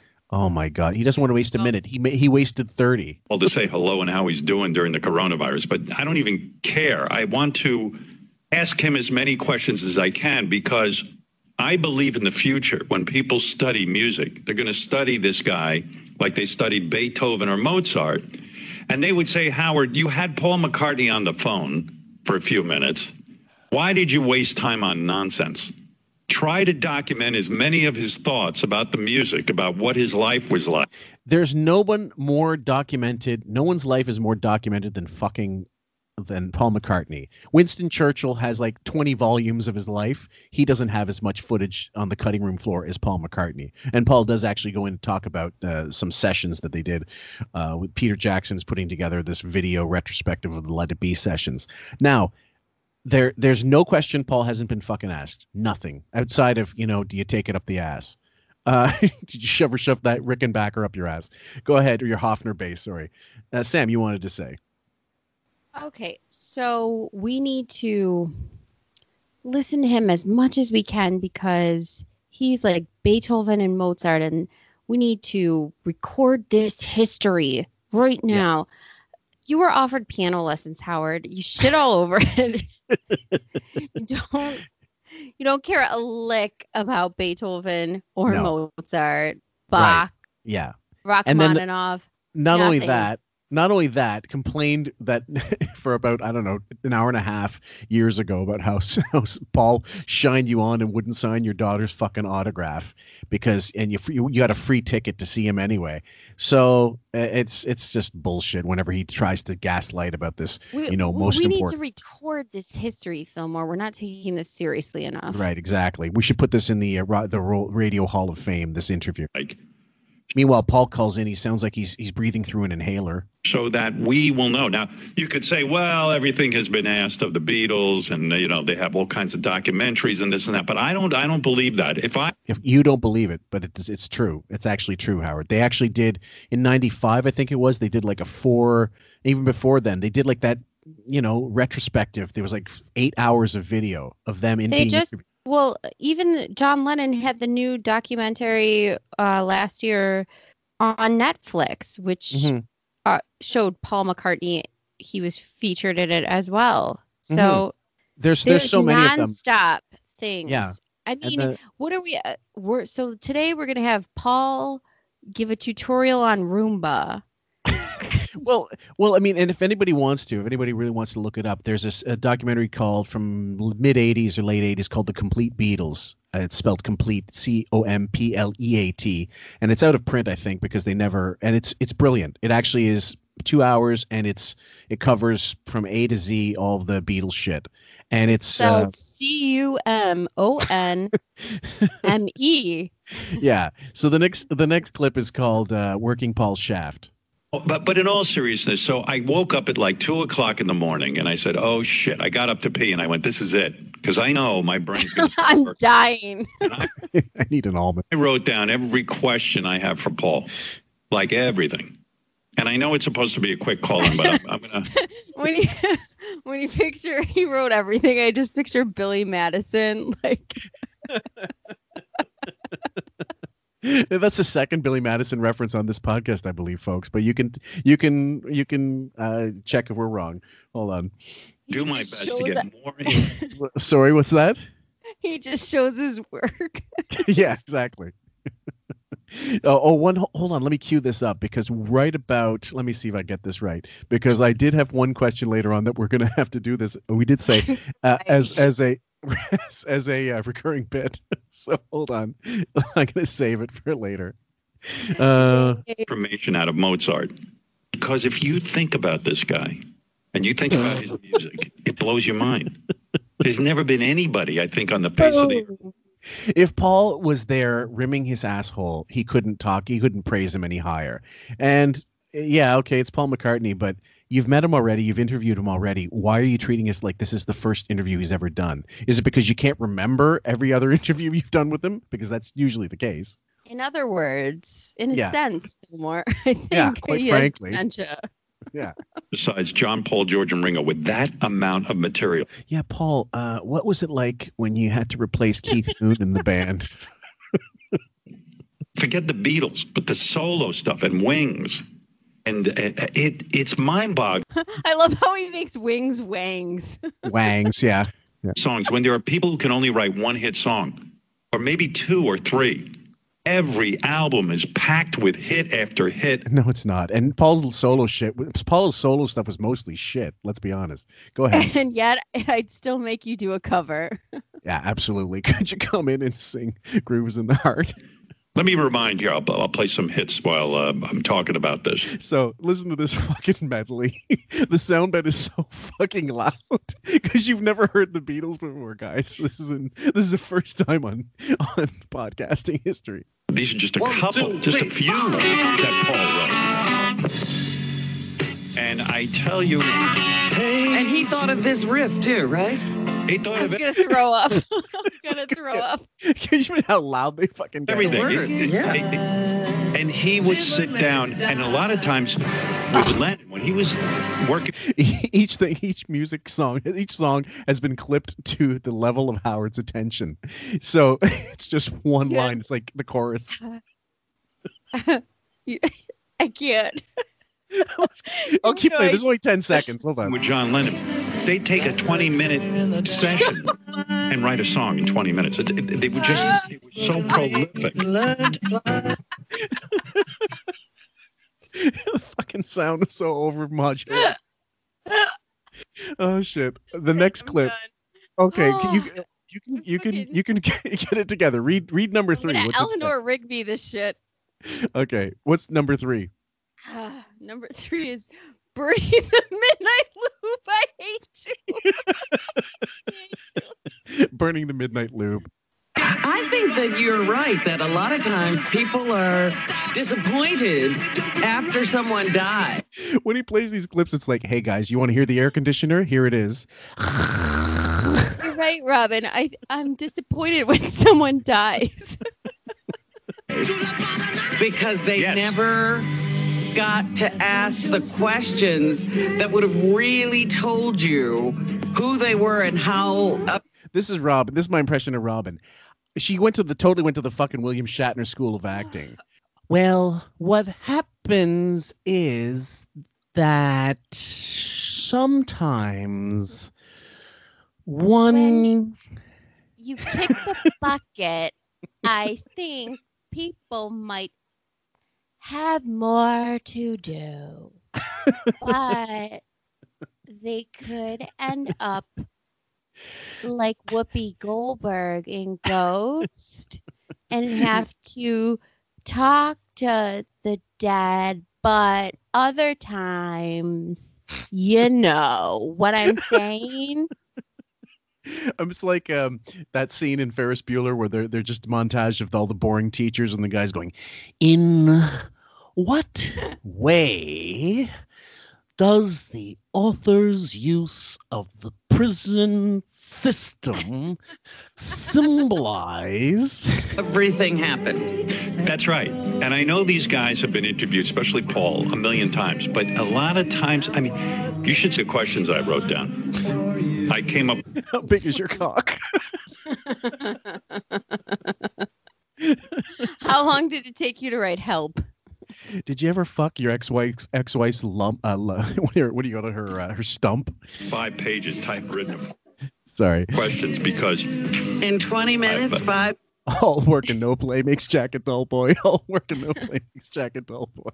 Have you ever pegged Mick Jagger with your wife's stump? Jesus Christ. Pages. No. I was up. I woke up at 2, and I didn't get back to bed till about 4:30. I was just. So he's promoing a promo for an interview that hasn't happened yet, and when you do hear it, it's about as underwhelming as any Super Bowl performance you've ever heard. Busy. Oh my God, I would give it worse than that. I mean, yeah, it's as underwhelming. Yeah, it doesn't help that number one, you've got a retarded interviewer, but you've got an almost 80-year-old Paul McCartney who's done it all. He's an older man. He's an old man. He's slowing down. He's a fucking great grandfather, I'm sure, at this point. And he never had a fast delivery. So he's not as good an interview as people like to think. He was 20 years ago, sure. But it's not like he didn't give enough of himself in his life. So sure. Let's say, for example, somebody who was uber famous during the time that he was, but kind of lived on the fray. Like, let's say a Johnny Carson, for example. Mm-hmm. He was super famous, gave enough of himself in his life, but then in retirement quietly just went the fuck away.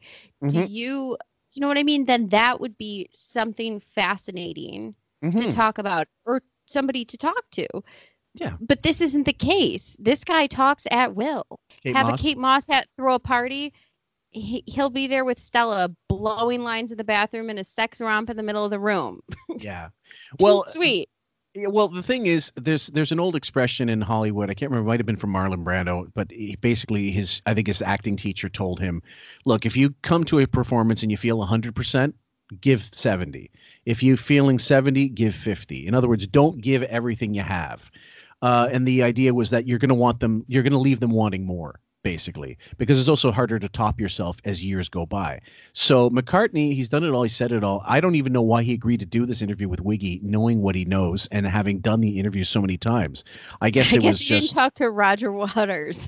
Yeah, I suppose. Yeah, you can't do that anymore. And I have a pen that lights up at night by my bed, so I don't disturb Beth. Yeah, unless the pen is a lighthouse from a different home. Yeah, exactly. Right in the dark, because these ideas come, and there's no way I'm not going to write them down because I'm going to be interviewing Mozart. Imagine that fucking beak of his lit by pen light, and that's it, in the complete darkness. It's probably tinfoil on the windows. Just so Nosferatu can make his chicken scratchings more precise. I just think of all these light up wands my daughter has.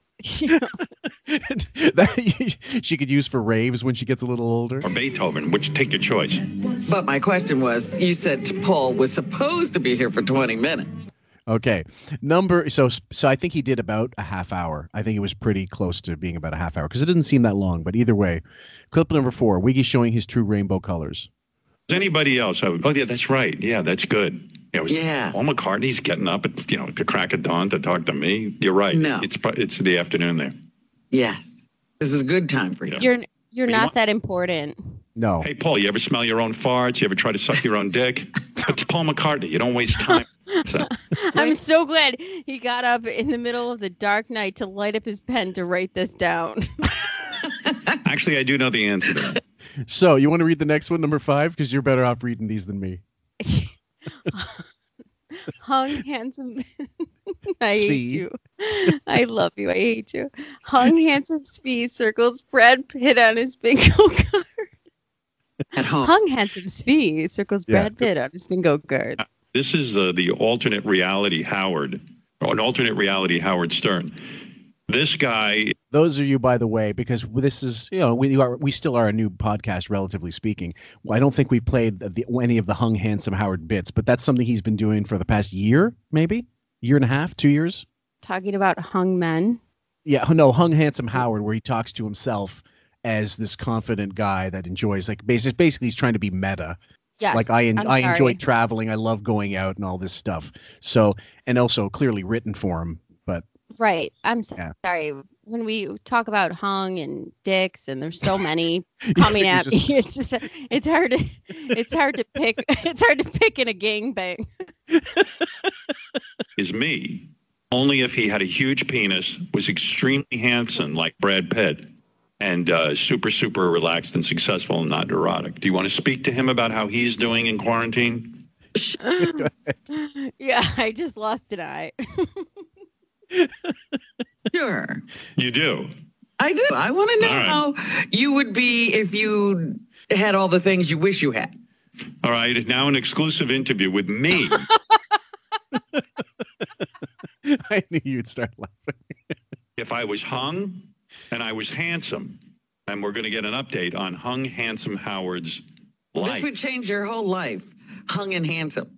Yeah. I mean, I've got like a 10-inch... Yeah, go ahead. This is very reminiscent of the magic mirror bit. So yes. Yeah. They're doing the magic mirror thing.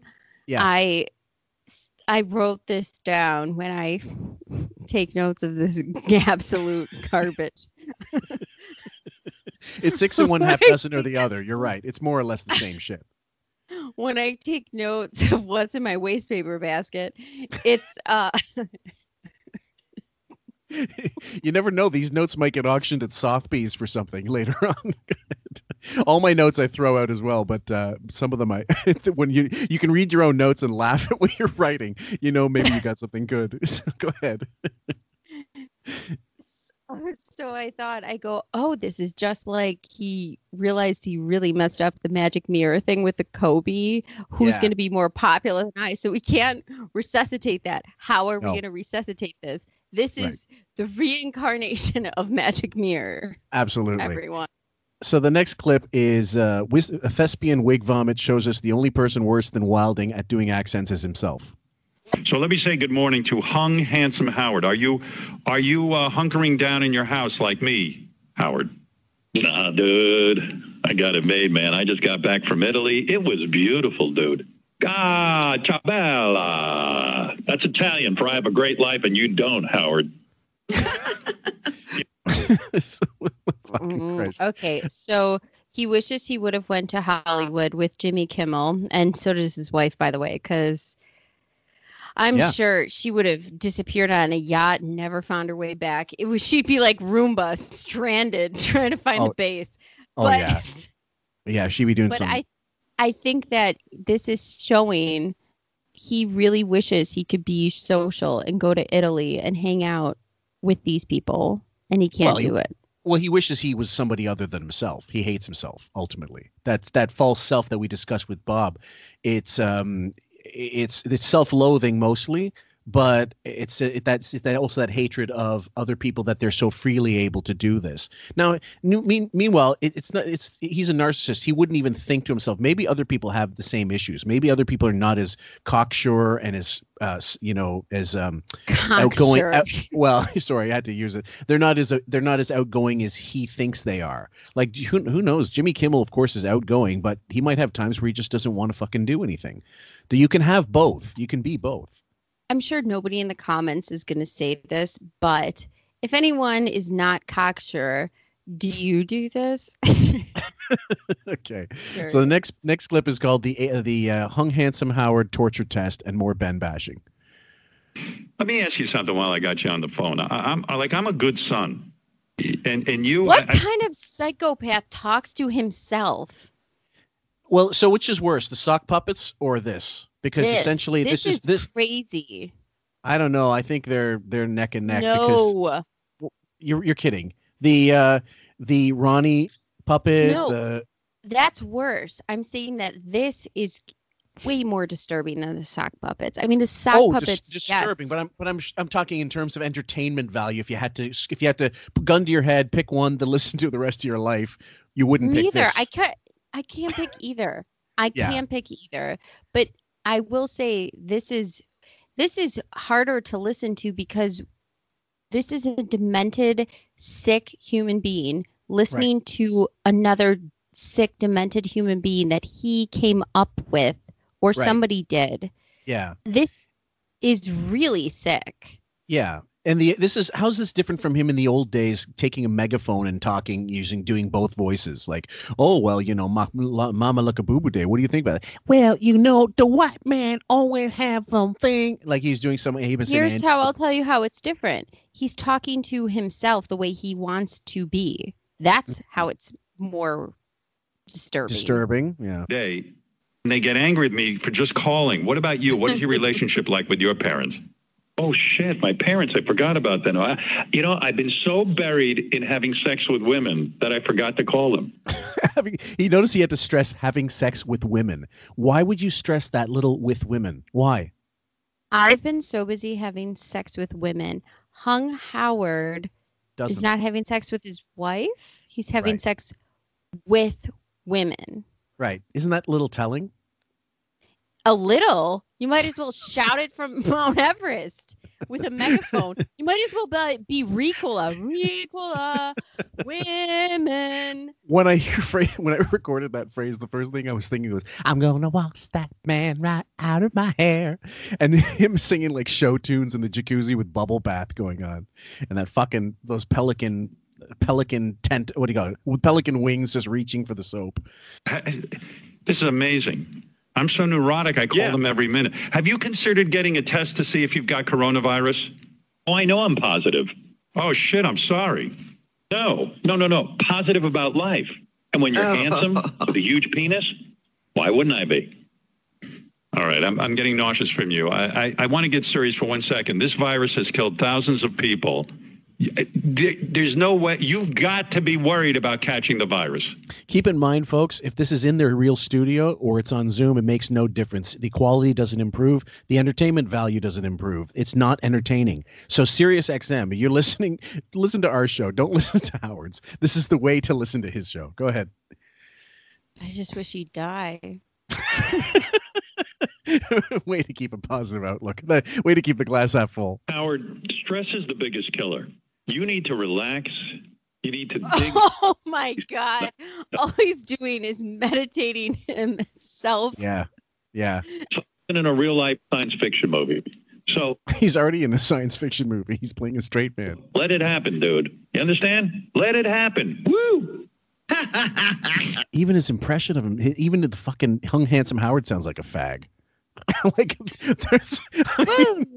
celebrate good times. Come on. You see, Robin, if only I had been hung and handsome. You'd be stupid. That's what, loser. That's what I'm getting from this. Hung Handsome Howard, come on and level with me. Aren't you worried about catching this bug like everyone? My dad, who I have the greatest relationship, always told me that I'm smart. So now I have an inner confidence. He gave me that. I can handle anything that comes my way. Also, I have a giant penis, and that helps too. #hung, my friend. Okay, go ahead. This is inserting a Ben bashing for no real reason. Like they're trying to be subtle and cute by saying my father was loving to me, and that also I have a big dick, so that helps things. This is the end of Psycho when everything's going to hell. We know he's the murderer. And I isolated they're part of the movie. They're coming to the house. Yeah. I mean, They are going to find that mother in the basement he is insane right now. Yes. Insane. Oh, yes. To say, see, yeah, I have a hung. I'm 10 inches and my father, he loved me and had confidence in me. What kind of psychopath at almost 70 even would put this type of bit in there? By the way, you're a father, you moron. Yeah. Well, this is the thing that bothers me mostly about the Ben bashing. It's not only just because it's baseless in fact, in the way we see it anyway. It's just, you're 67 years old, or how old is he? I think he's 67 now, isn't he? He's 13. What are you talking about? Well, I'm saying physically he's the age he is. He's always well past retirement age. But the idea that your parents didn't have confidence in you. First of all, buddy, you were useless. You were as tits on a bull growing up as a kid. Wouldn't do a fucking lick of work, housework or otherwise. Were not a very good student. Couldn't play sports. You were completely useless, and you wanted to suck dicks. So just imagine the parents of this kid, who's also, by the way, according to them, incredibly annoying as a kid. I know we're supposed to say, according to Bob, that, not what about Bob? According to Bob, that Ray was responsible for for a lot of his neuroses and the way he is. But I think he made it hard. He would have made it hard for any parent to love him the way they explained. He was just a fucking annoying piece of shit. And that any attention was good attention to him. So if he could be bad and get attention, that was just as good as being capable of something. So whatever it was.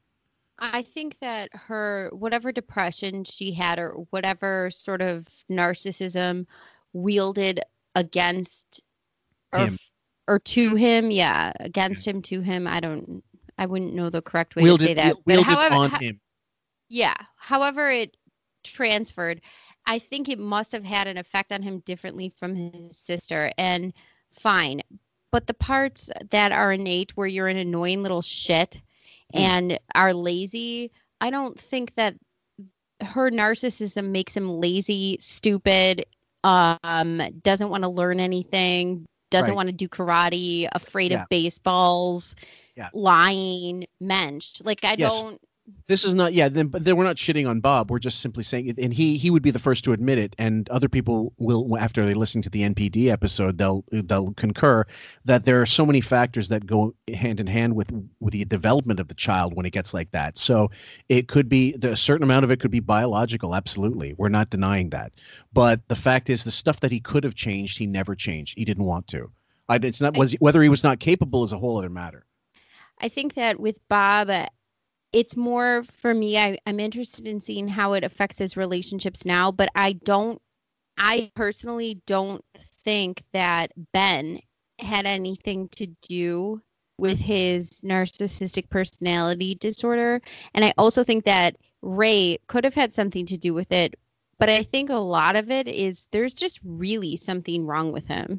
Yeah, intrinsically, I think so. So let's continue with that clip.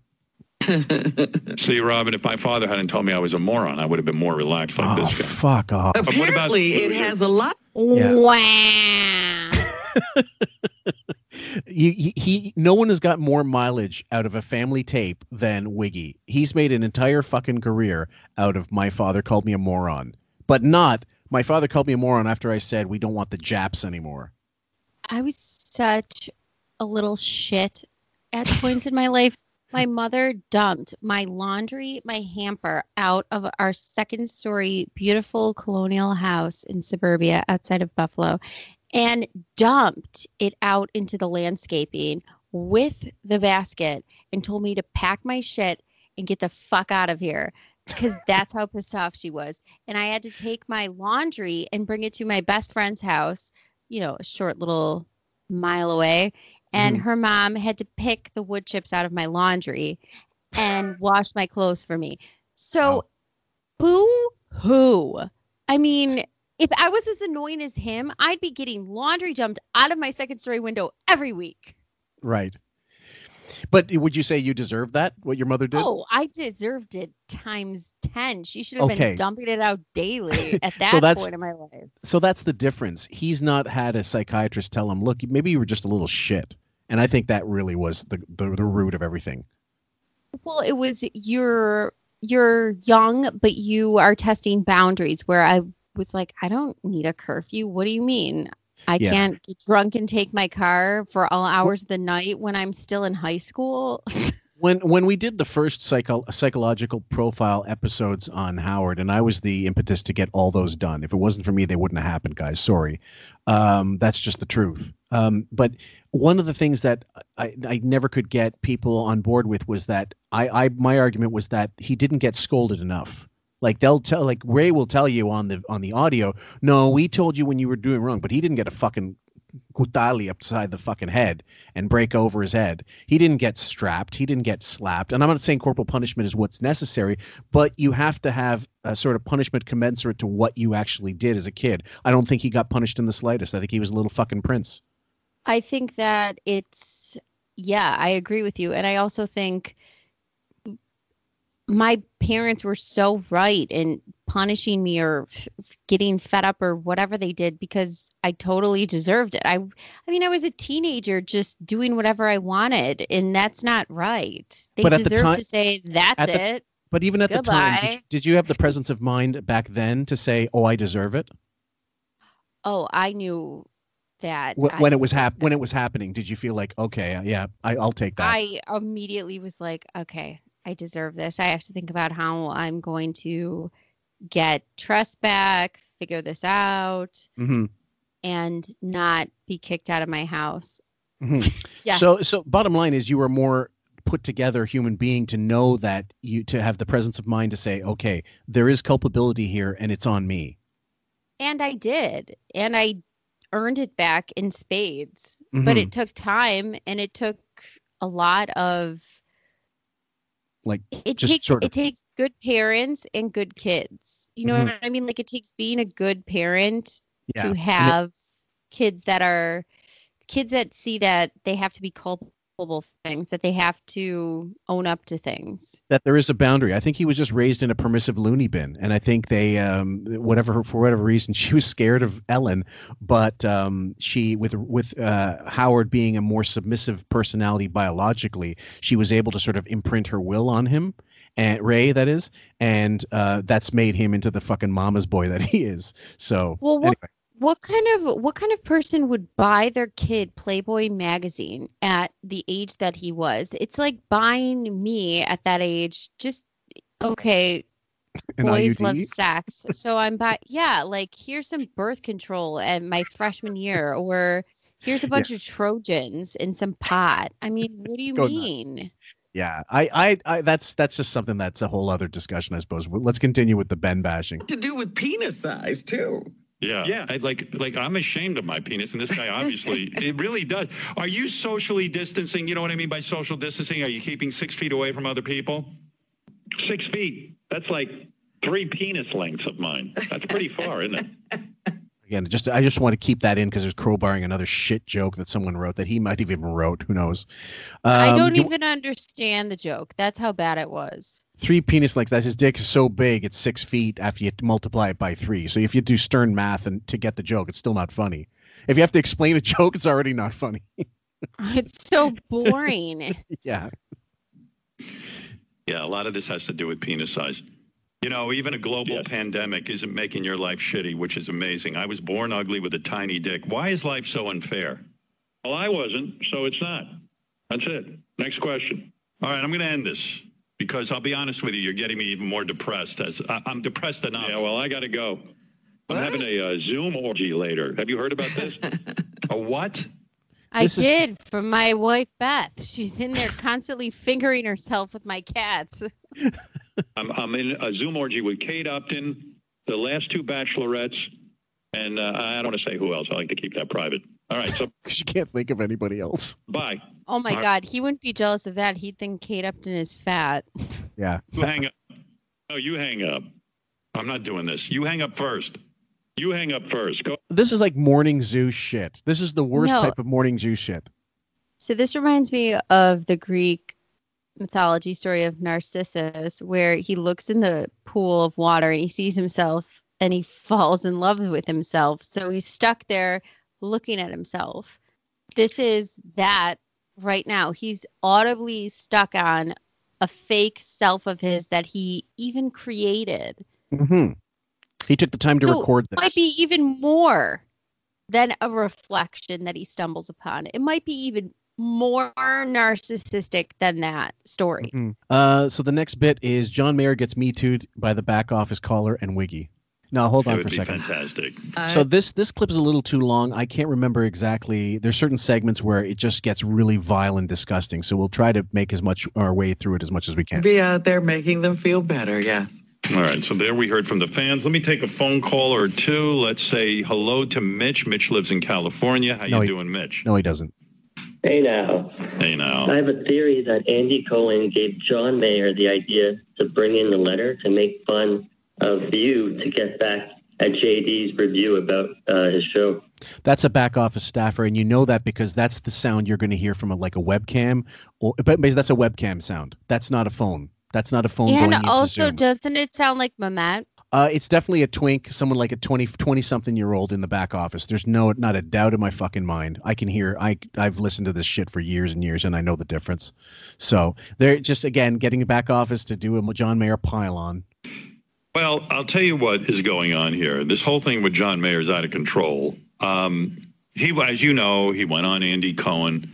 Andy Cohen asked him, was asking him questions. Out of the blue, John Mayer pulled out a thank you note I sent him 6 years ago where I left out a comma. And he gave me a ribbing about it on the air. He claims now, he says, Howard, I thought you'd be complimented by me pointing this out. And anyway, it turned into a whole brouhaha. But all I was making is the point that when I saw the clip, JD sent me the clip, I was ashamed and embarrassed because, I should have done better on his thank you note. The guy did go out of his way. He's an excellent. Came all the way out. It's like Don Rickles. Just exactly like Don Rickles. I'm so embarrassed. Oh my God. He literally came out on a talk show basically putting coal and mud on his face. Which is and pretended to be black. And I could have, embarrassed of a comma. Oh yeah, the Petey Green show. Well, he's not actually his own show too, but the Petey Green show. Fuck. Is that? Hello there. My should have. Well, yeah. Embarrassed of this comma. Is you be one of my constituents? Yes, sir, massa. I cleans up real good. He had a governor. He ran for governor with a bunch of strippers and lesbians with a bunch of boob jobs and bad bikinis and tans running down the street. That was he had his a rest stop named after him, and he's embarrassed of a cop. The campaign of silicone and retardation. That was his campaign. You hate shit of disabled people. Typed on a typewriter. An old-fashioned typewriter. He typed out a note to me. It was 1 page long, explaining. I'm not going to read it. I'm not going to do to him what he did to me. But it was a very lovely note. And he expressed to me what a fan of the show. He listed everything he is a fan of, going back to Butt Bongo Fiesta. Now, if he says it, sometimes you can't believe him, but I do believe that John Mayer would have sent him a note saying that I'm sorry about this and I'm a fan just for the sake of ending this fucking shit. He doesn't realize he's talking to Don Corleone. So go ahead. He wanted to tie Eric the Midget to balloons in a wheelchair and let him float away. Right. But he's embarrassed of this. Yeah, this is what sets him off. Believe it or not. Are there any grammar mistakes? Absolutely he said not. He wasn't going to do that. But Beth looked. I said to Beth, look over John Mayer. You give it to Beth to look over. She's better than. She's better than. Let me see. Let me crawl over. Hold on. I gotta crawl over here. And I crawl over and see what it says. It says, hold on. It says, I'm sorry. What am I doing? Oh, strawberries. Strawberries. Well, like this is so he mentions she's the English major. Did check. I did check, and she said she was an English major in college. She's like English major in college. That 1 year of college, she never fucking graduated. She was an English major. Beth works all the time. She's always working. She doesn't shit. She doesn't have an asshole. I've never seen her asshole. She never She's quite good with writing. And she said, no, there's no grammar mistake. She's quite good with it. Have you ever read one of her FHM pieces? Oh my God. Yeah, she's a real Hunter S. Thompson. Yeah. Let me pull one of those up. Well, what do you have actually like the screen caps? Because Robin did a reading of them too. Like, and that was actually classic. But what was the one caller called in? He said, a picture of you and Beth looks like she's in a hostage situation. Or another person said, when all the people are around Beth, she looks like the goblin. She looks like the queen, the pixie queen in Lord of the Rings, being surrounded by all the goblins. And it was. Let me tell you this, Mitch. It was a lovely note. I have no animosity toward John Mayer. Right. That's why I won't give this fucking shit up, and I'll waste like hours of airtime trying to stick it into John Mayer's asshole. Fan, like the guy. I know he was giving me a poke. I get it. What is that, Mitch? No. I don't think you should have any animosity towards John Mayer. I think Robin was right. I think you internalized that you're wrong, and normally you would have seen that you should be mad at him. But because it brought back too much like memories of shame and embarrassment, I think you couldn't see that it's actually... Thank you, Dr. Sarno. Well, here I have something from the English major in 2005 from an FHM Sexiest Women in the World, 2005. I've been blonde since the day I was born, so I don't know anything else but being blonde. Read it straight. Read it straight first, because it's even funnier when you read it like it's high literature. I've been blonde since the day I was born, so I don't know anything else but being blonde. But I will say that I hope everyone has as much fun as I do. I'm blonde, and I'm definitely having fun. I think Steve Allen used to do a thing where he'd read like lyrics. He'd speak lyrics as if they were poetry. Go ahead. What's another nugget from the horse that doesn't shit? Okay, well, send me the link or something. Like, at least send me the link on my Hangouts or something, and then I can maybe read some. But either way, we'll continue.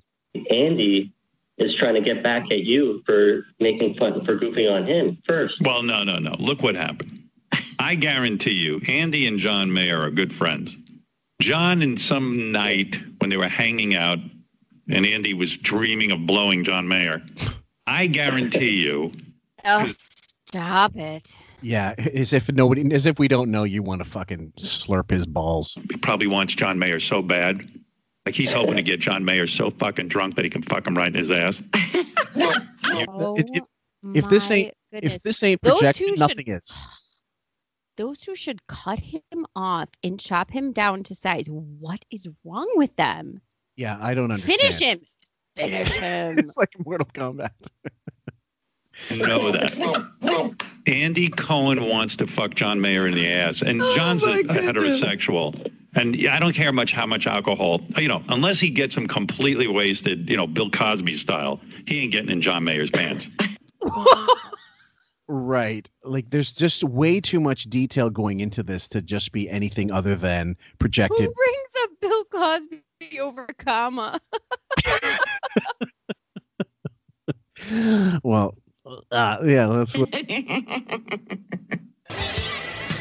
So you guys in the emergency room, huh? Hello, pretty lady. Tell me something. What's a beautiful broad like you doing with a malacca like this, huh? It's purely sexual. No shit. She's into malaccas, Dino. She's into malacas. Do you believe that?